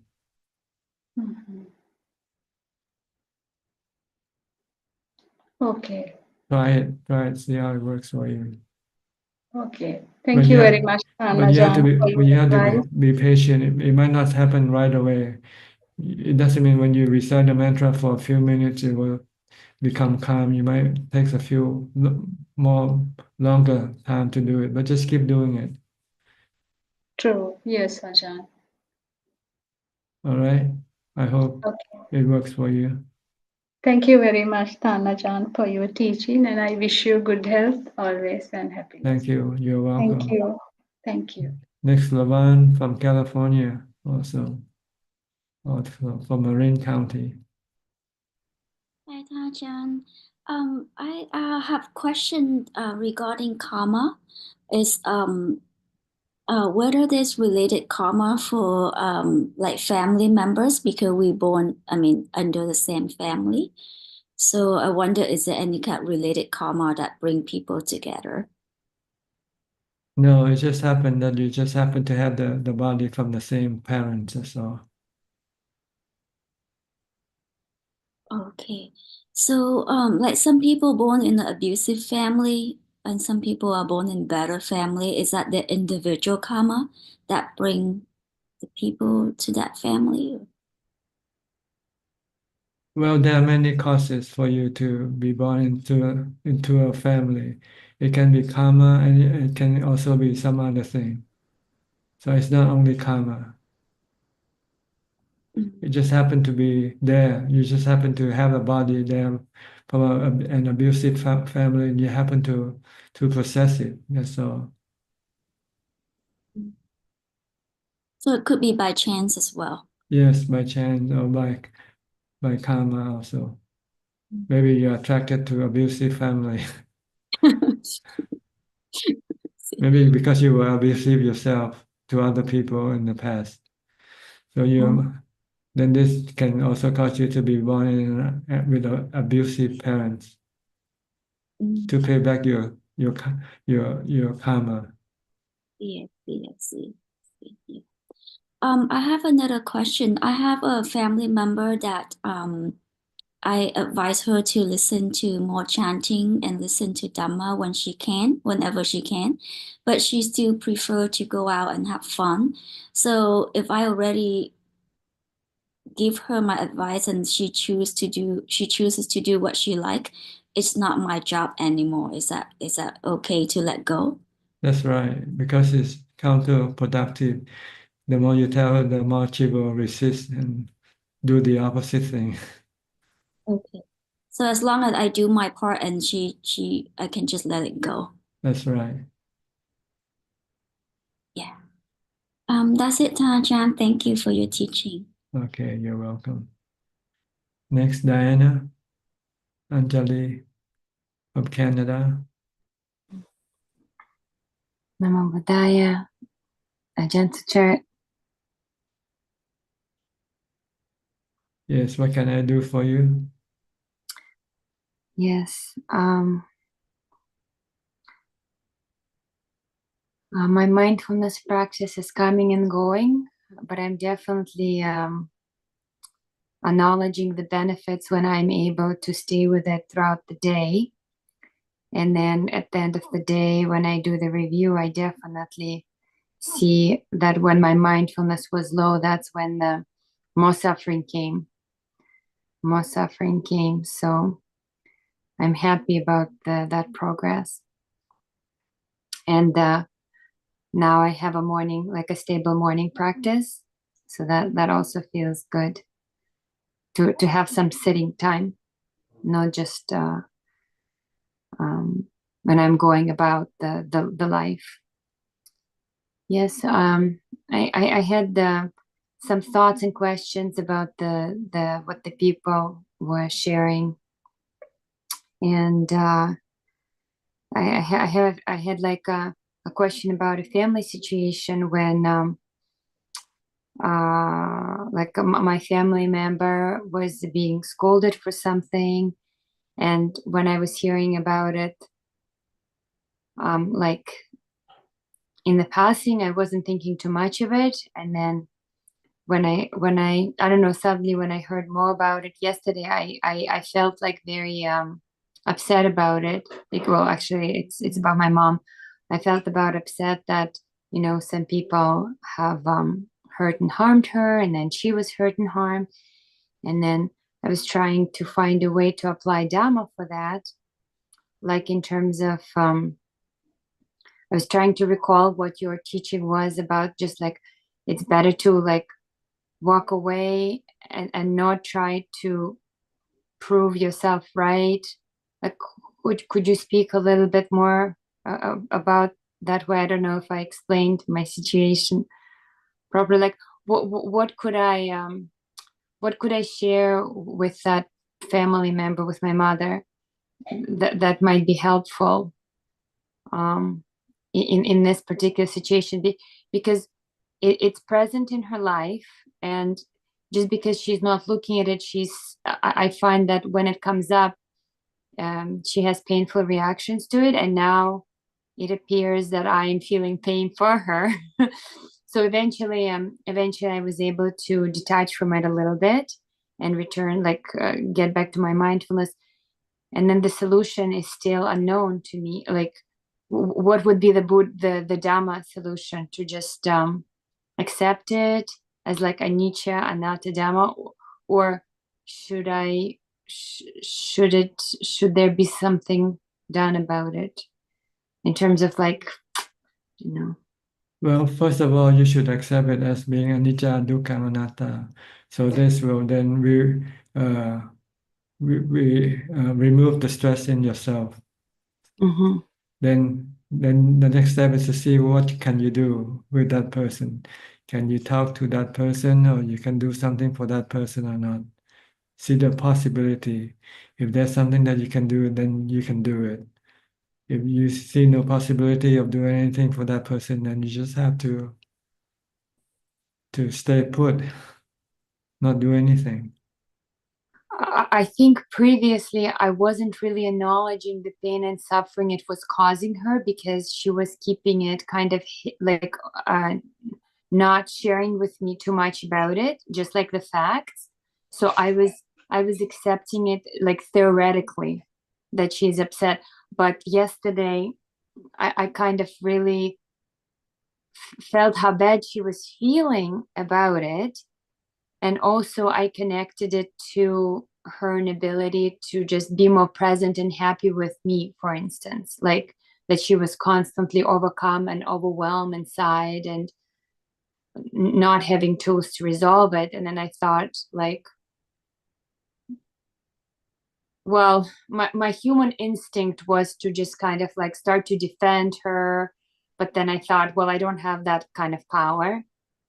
And then I thought, what would be like the most spiritual Dhamma Buddhist solution to just, because my mother is older now, she's 73. And she doesn't have a lot of the tools that I do, like the Dhamma. She doesn't have access for that, and I guess my pain is when I try to share the love and the kindness, and she's not really able to accept it because she's kind of rolling in these painful thoughts and experiences that come up. Then you just have to accept that also as being anicca, dukkha, anatta. So just like not try to change it, just let her go through this process. Unless Because you it's can change anicca. it, if you can change and do it, if you cannot, then you just have to accept it. Yes, I wish I could change it, but I don't think I can, because it's just sitting with it is pretty difficult for her. I feel. Okay, then just leave it alone. Leave it alone.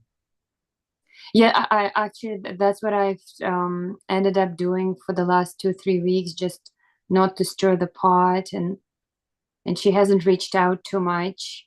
So then I had to work with my own feelings of just being separated. So hearing you share more and more that it's all about just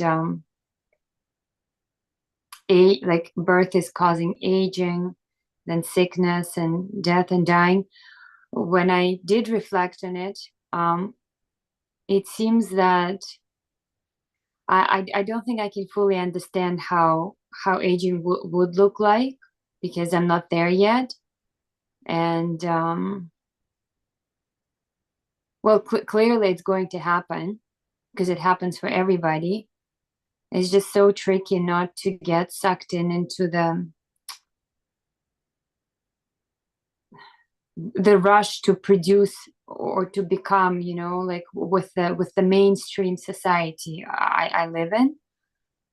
Like over the weekend, somebody was, well, I was just sharing that, we've slowed down more to find more balanced, and other woman started to share, well, you need to be doing this and this and this for yourself, and I started to react. Like that moment, the mindfulness wasn't too much there, and just not to be like, it's, yeah. I find most of the society is not really doing the Dhamma path. We're all caught up into this producing, and then we get old. Sorry. And then you and you die. We get old and die, and I'm just trying, like, now that I know that I'm wanting to just try to spend my life a little more like establishing in Dhamma a little more, and also passing that on to my child also.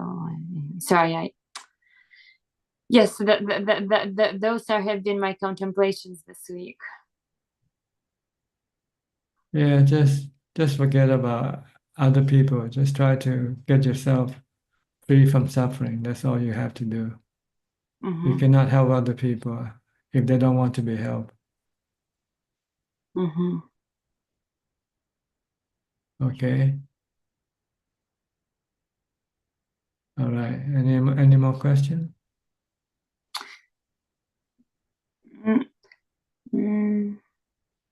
No, I think I have the basic tools for just mindfulness and accepting things that I don't have control and power over. Like mostly that's what I struggle with. Like, for instance, not having the house as tidy as I think other people have it. And I was able to accept the mess in one corner of the house and just work at it one step at a time, and not let it ruin my day, still do the mindfulness practice. And because it seems like there's just no end to the chores, right? So then if I'm always doing chores, there's no time for Dhamma practice. Well, you can reduce your chores to just the minimum, to the essential. Then you have time for meditation practice. Yes, I was successful before I had a child, and now with the child in the picture, it's a lot of the mess is just organizing her toys and her studies, and I'm gonna you're right. I'm gonna try to downsize a little bit more so that if it's not tidyable within a day, then maybe we don't need to have it inside the house at least, because it just ends up on the floor. Or Live just simple, live simple. Just have the basic necessity of life. okay. Well, I'm gonna try to see if I could get her on board with me in terms of just because it's kind of like we're a team now, right? Because she's going to be 8 very soon. So she's got her own needs and her own desires and wishes. She made some progress actually in terms of like becoming aware that like she really wanted something, and then she's like, and I'm like, and so what happened to it now? And like she wanted a toy or something or an activity, and then she said, well, it changed. I don't want it as much anymore. And then I said, well, let's use that as an example for next time when that comes up. So I feel we're getting somewhere now. And also, as a parent, I often feel pressure to give in into getting something like an activity that you would like to do. And then finally, I let myself like get a craft for her, which was like building like they say for children, it's good to work with their hands for development, building from clay something. So it was on sale, so we got it, and then we used it yesterday, and turned out like in the mind it was like this big workable thing that was going to last forever and ever, and like it totally was not. It was done within half an hour, but instead of shaming, I just said, well, I'm so glad we went through this experience, because in the future we can just get clay, which is like the cheapest and the simplest, and then you can just like have a clay activity instead of getting all these fancy tools, which is what the media and the stores want you to buy, and they make it so sellable and believable. Like you're bad, like almost like you. I feel like I'm a bad parent if I'm not getting it for my child, So yeah, but I'll work on reducing some of the toys and activities. Hopefully the sharing was helpful for someone. Okay. All right. I'll see you next time, okay? Yes. All right. Next, Sri and Czech, also from Canada, on the west coast. Greetings, Tan Ajahn. Greeting, Ajaan. Tan Ajahn, you're sharing with Ricardo about Yoniso Manasikara. You said it's a thorough investigation. Yes. Is that vipassana? Yes. Investigation is vipassana. And is it similar to vimamsa, Ajahn? Yes, and it's also the same thing, vimamsa, in the 4 Iddhibada. Yeah. So this like the investigation is Dhamma investigation only, is it, Ajahn? Yes, Dhamma. Dhamma is everything. See?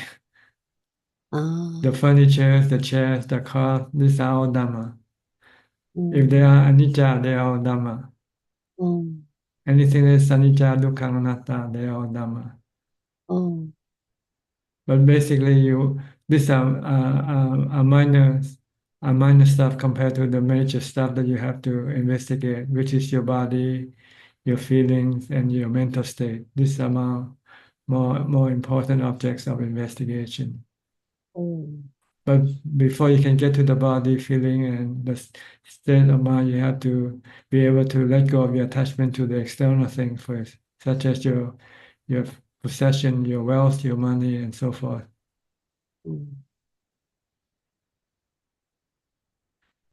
because you value your body more than anything, right? So it's harder to let go of your body than let go of your money. You have to choose about losing your life or losing your money. You say, I'd rather lose money first, right? Yeah. Okay. So you must be able to let go of your attachment to money and external thing first before you can come and tackle with the harder stuff like your body, feelings, and states of mind. But you have to let go of everything that your mind come into possession with, having possession of. Anything you own, you have to give up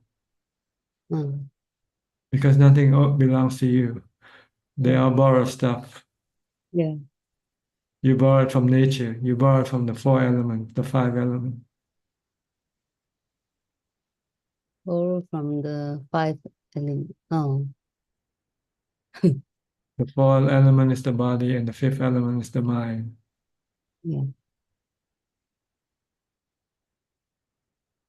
Not the fire, earth, Yeah, wind. they make up your body. So the four elements make up your body. Oh. Oh. So one day the four element the body will return back to the four element. Yeah. The body will disintegrate into four parts. Disintegrate into the four elements. And there will be no body anymore after that for you, for this body. There'll be no body for you for this body. But you go get a new body as long as you still have cravings. The mind, the fifth element, the knowing element will still go on and attach to a new body, a new birth. As long as you still have cravings for sensual pleasures, you need to have the body as a tool to access the sensual objects. See? But if you have no sensual cravings anymore, then you don't need to have a body. Then you become a non-returner, an anagami at least. An anagami doesn't reborn anymore as a human being, but he's still reborn as a Brahma because he's still clinging to the rupa jhana and arupa jhana. Even then, but when you get there, then you have to let go of your attachment to the rupa jhana and arupa jhana if you want to get into nibbana. So you have to give up the mental states. The rupa jhana and arupa jhanas are mental states.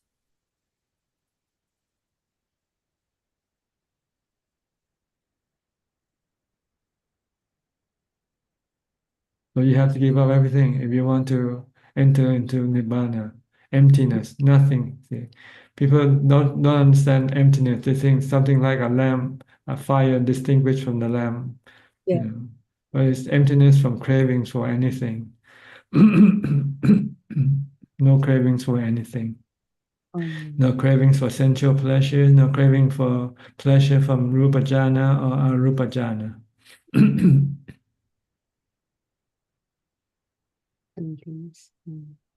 Emptiness from craving. Not like fire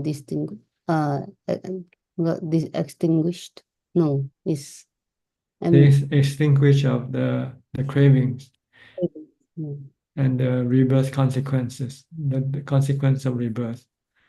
No rebirth. Once there are no craving, then there will be no rebirth in any realm of existence.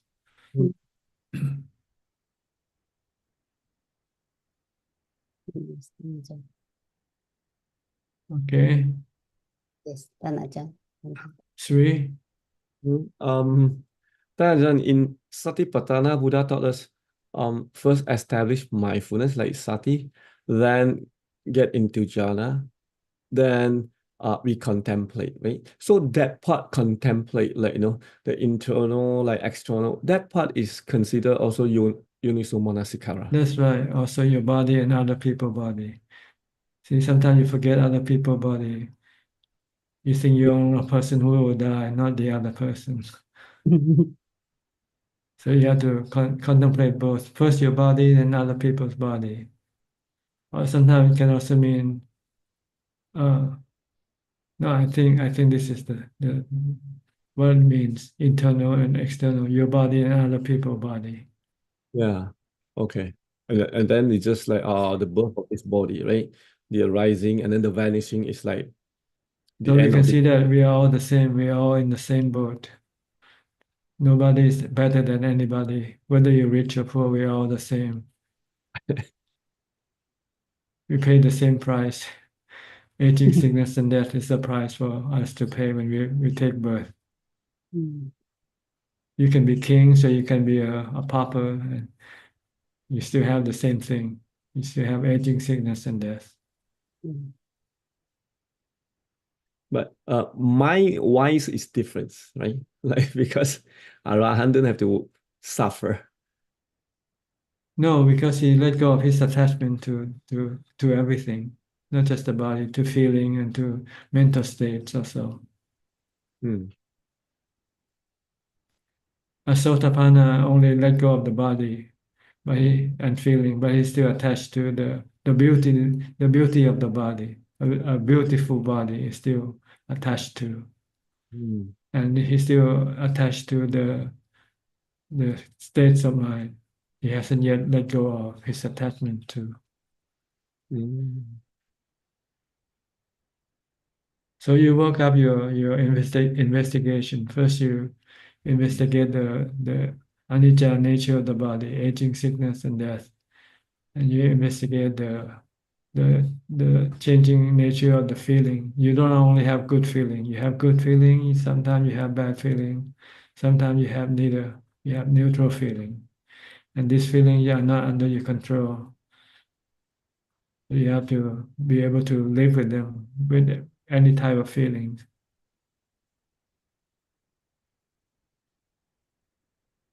Then you have to let go of your sexual desire for a beautiful body by studying the unpleasant aspect of the body, the 32 parts or the corpses.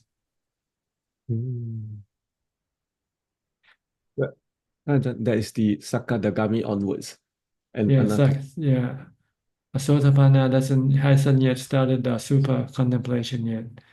It starts with the Sakadagami, and it's complete with the Anagami. The Sakidagami only can let go of the beauty perception 50%, half of it. He still see the body sometimes beautiful and sometimes it's not beautiful. But an anagami see the body is not beautiful all the time. Then the business with the body will be over once you reach the third stage of enlightenment. Then you have to deal with the mental states that you haven't yet let go of your attachment. You have to see the same thing. The mental state are also anicca, dukkha, anatta.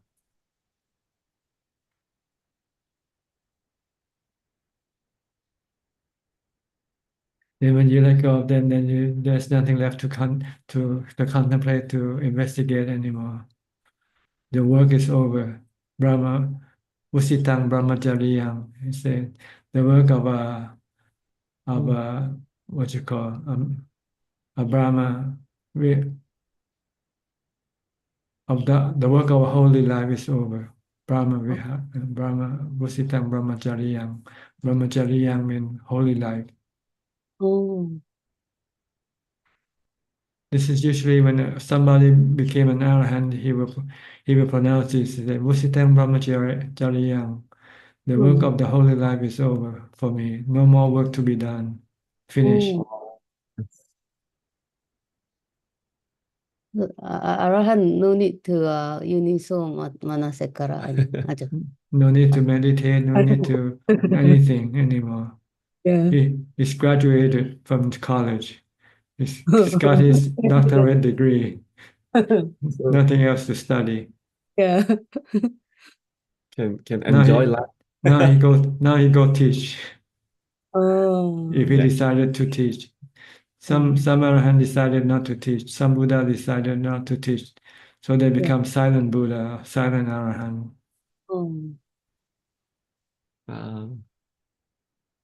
Maybe it's not the style. Some people don't like to teach, They find it difficult to teach because you need special skill in teaching also.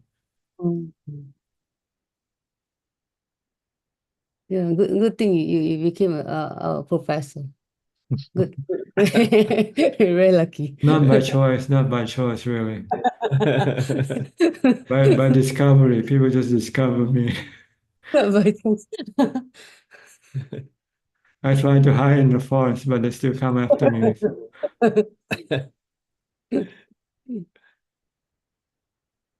Yeah.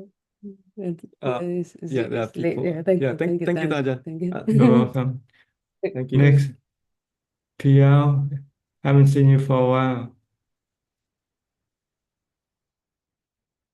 We were away for a bit, and we are back. It's cold, -7 in Toronto, and good morning. You use Celsius or centigrade, Celsius or Fahrenheit? Celsius. We are talking about Celsius, Canada. Celsius, Yeah, okay. -7. So I don't know. Yeah, it was 18 this morning here in Ajaan.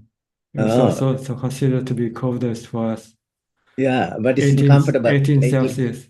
Yes, it must be very comfortable in the hot weather. It's cool like that. 18. It's very comfortable. Oh, we had to put on some okay. some heavy clothing. Okay, extra clothes. Yeah.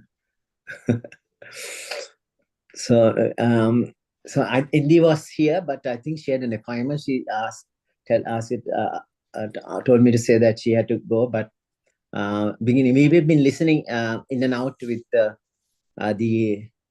Facebook channel, although we couldn't get engaged in the Zoom session, but we've been watching you. Yes, good. Yeah. You have any comment today? Yeah, and when you talk about, I think that there's a Yoniso Manasikara came a few times. I guess the Manasikara is giving attention. Yoni is the kind of the birthplace, the origin. So Yoniso Manasikara in the activity of going to the origin. I guess finding out where's the dukkha, the attachment, the clinging to the aggregates, the suffering where. So the suffering is not innate. Suffering is not automatic. That suffering is what we make because of the clinging. Because anicca itself is not suffering. Just because it's anicca, it's not going to suffer. Because if you cling to what is anicca, that's where you're going to suffer. That's right. Because everyone knows everything is anicca, but people don't suffer. But because people who cling, so it's an activity which we can get rid of by ourselves. If you have the Yoniso Manasikara, going to the source of things, which is the third noble truth. If you completed the Yoniso Manasikara, that you realize, and that of course you have to go through the path, the fourth one, but then you come to the third noble truth. Yes, the fourth one is the Yoniso Manasikara. Yeah. When you complete, then you let go of your clinging. Then when you let go of your clinging, then you get to the third truth, which is the cessation of suffering. So the fourth one is the activity which end That's to right. all activity. That's There's right. karma that lead into end of karma. That's the holy life. See, you have to live a holy life, the Noble Eightfold Path. And I also heard recently, Tanisaru Bhikkhu, that sometimes we put anicca dukkha anatma at the beginning of the path, and sometimes people get kind of confused, like because the path is gradual. Anupubba dhamma, anupubba sikha, anupubba pratipada. So sila, samadhi, prajna. So if you put the prajna in front, sometimes people get a bit of confusion. Everything anicca, everything is impermanent. What's the point of doing this? And everything is suffering. The whole life is suffering. And if you say everything is impermanent, who is getting the karma? What's the point? It doesn't matter. Whatever I do, is an anatma. So sometimes it can be confusing for people who grab from the tail rather than from the head. So that's it's interesting comment I heard recently. It can be the other way around. So if you don't know you are sick, then you won't go to see a doctor, right? True. So you first True. have to know that you are suffering. Dukkha. Yes. Then you That's have dukkha. Then once you have dukkha, then you know you want to get how to get rid of your dukkha. Okay.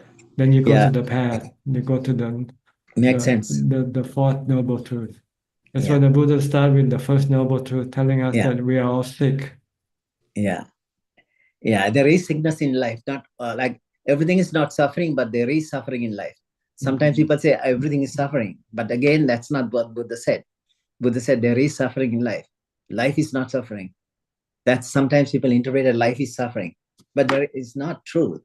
Buddha never said that. He said there is suffering in life. Oh, these are the examples of old age, sickness, death, separation. All that is cause of suffering. Why? Because you cling. Cling to what? Cling to the aggregates. I mean, it's a very nice structure. It's not like haphazard. Buddha, step by step, he walks you through the path.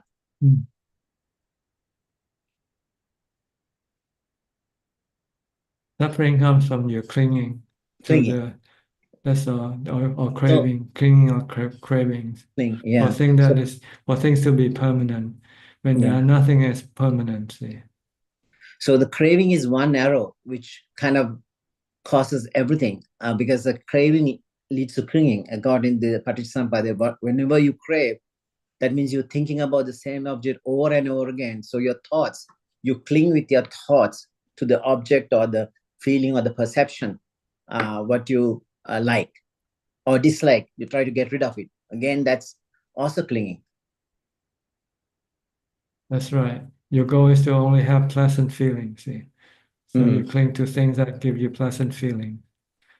And when you lose them, then you go look for a new one to replace the old one. So you have rebirth. Yeah, so it's a temporary thing. Like you just, the rebirth is a matter of going through samsara. Like, as you say, anagami, at least if you become a sotapanna, you have very few little of suffering left over. 7 births or left or less. Yes. Thank you. Thank you so much. Thank you for your comment. No problem. Thank you. Thank you for this room is really, really, I think we missed a lot like the past few weeks, but we are back. Thank you. Okay, good. Next, Gary from Singapore. Good evening, Ajaan. I'm here to pay respect. No questions tonight. Okay. Our last participant, Belinda from Singapore also. You have any question? Ajaan. I'm glad Dr. Pia added the 5 aggregates. The clinging. Ajaan, I want to ask about emptiness. We need the body to experience emptiness. So we need human form to be able to cultivate.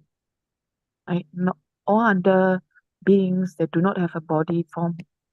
The form. So there's a saying. Emptiness is form. Form is emptiness. So we have to balance the body as well. So Mr. I think Ajahn Tanisaru Biku, he taught before. Like before we cross, it's like the banana skin. We need to keep the banana skin, so to protect the fruit until we are ready. We remove the skin. So at this stage, like I wanted to ask Ajahn. There will be a retreat opportunity for 10 days, but the location will be in a bungalow house. Many people will be near very close proximity. At this point, I feel the body is very tense up. So I feel hesitant to to be like too much to be close proximity with too many people. But yet I feel like this it's necessary for me to go through a more intense retreat. So I'm wondering like do we I feel I'm not sure if it's Vakilesa. I think I need some like a lot more walking meditation, Ajaan, to release aspire first. Otherwise, it's the breath is quite tense up and everything. So I'm thinking that I should be in like seclusion and not too many people. So I'm a little confused. I'm not sure if it's a defilement or do I face up to just stay with the discomfort, Ajaan? Well, to seek seclusion does not define it's Dhamma. The Buddha teaches us all to seek for seclusion. Try to avoid crowds. But if you need crowds to develop, then you first might have to practice together with other people. If you cannot practice alone, then you need the other people to help you push your practice along. But if you can push yourself, then you don't need the crowd. Then you should seek seclusion. So which point are you now at? Are you still at the crowd level or on the seclusion level? You have to ask yourself this question. I feel I need to be in the crowd, but there's some balance to be in my own room also, and like not too cannot be sleeping like too closely together. So Well, the setting would be like we sleep very close together. So I foresee there will be a lot more tension for me. So maybe it's not good for you then. Maybe I should go like for retreats that I can go in group, but I have a room to myself. You have to look for Uh, that. Okay. Okay. Thank you, Ajaan. You're Thank you. welcome. Next, Kenan, are you hearing? Are you want to talk? You haven't turned on your video. Just see your picture. I'll go to Kunjup. Oh, here, okay. You turn on your microphone now. Can you Well, speak? I have no question. Just listening in. Thank you. Okay, fine. Thank you. Next, Kunjup for more question from Facebook or email. Namaskar,ท่านอาจารย์ค่ะ. We have 6 questions.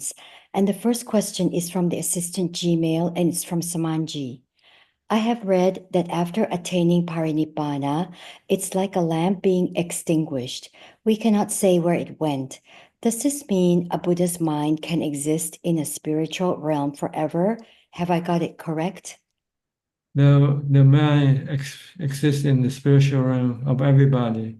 The mind of everybody exists. Your mind and my mind still exists without the body, you see.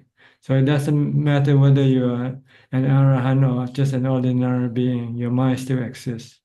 The difference is that if you are an Arahant or the Buddha, your mind exists on the level of Nibbana, in which it doesn't take any rebirth anymore in samsara.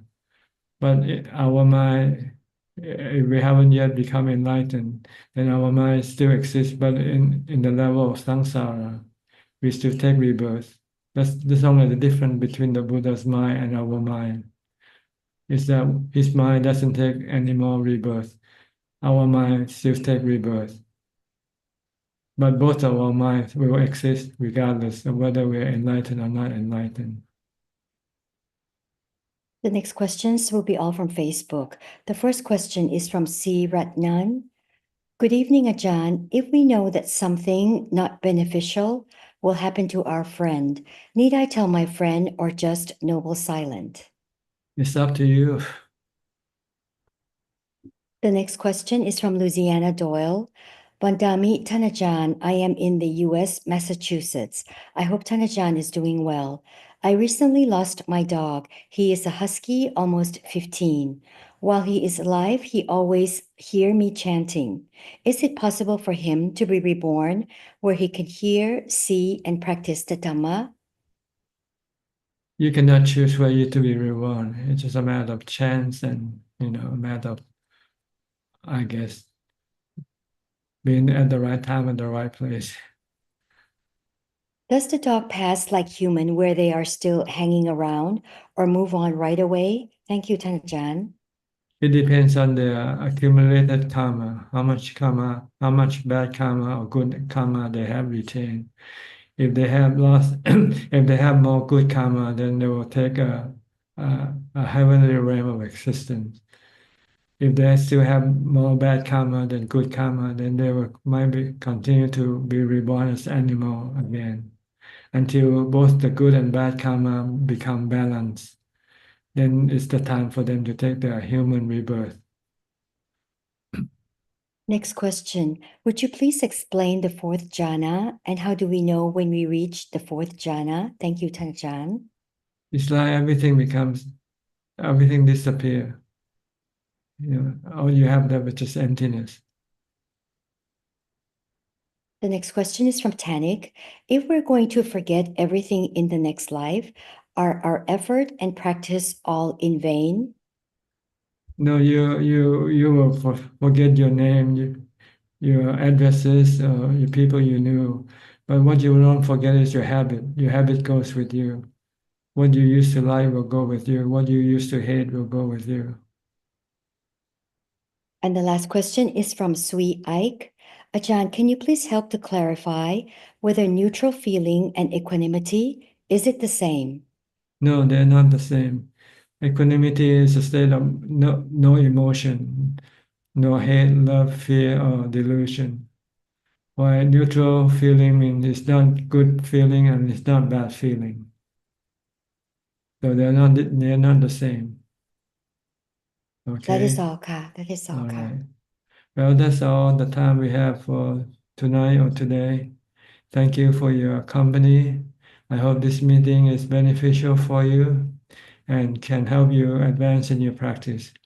In the meantime, please stay safe, be mindful, and keep on practicing. And if all goes well, I'll see you all at the same time next week. Thank you and goodbye. Sadhu, Sadhu, Sadhu,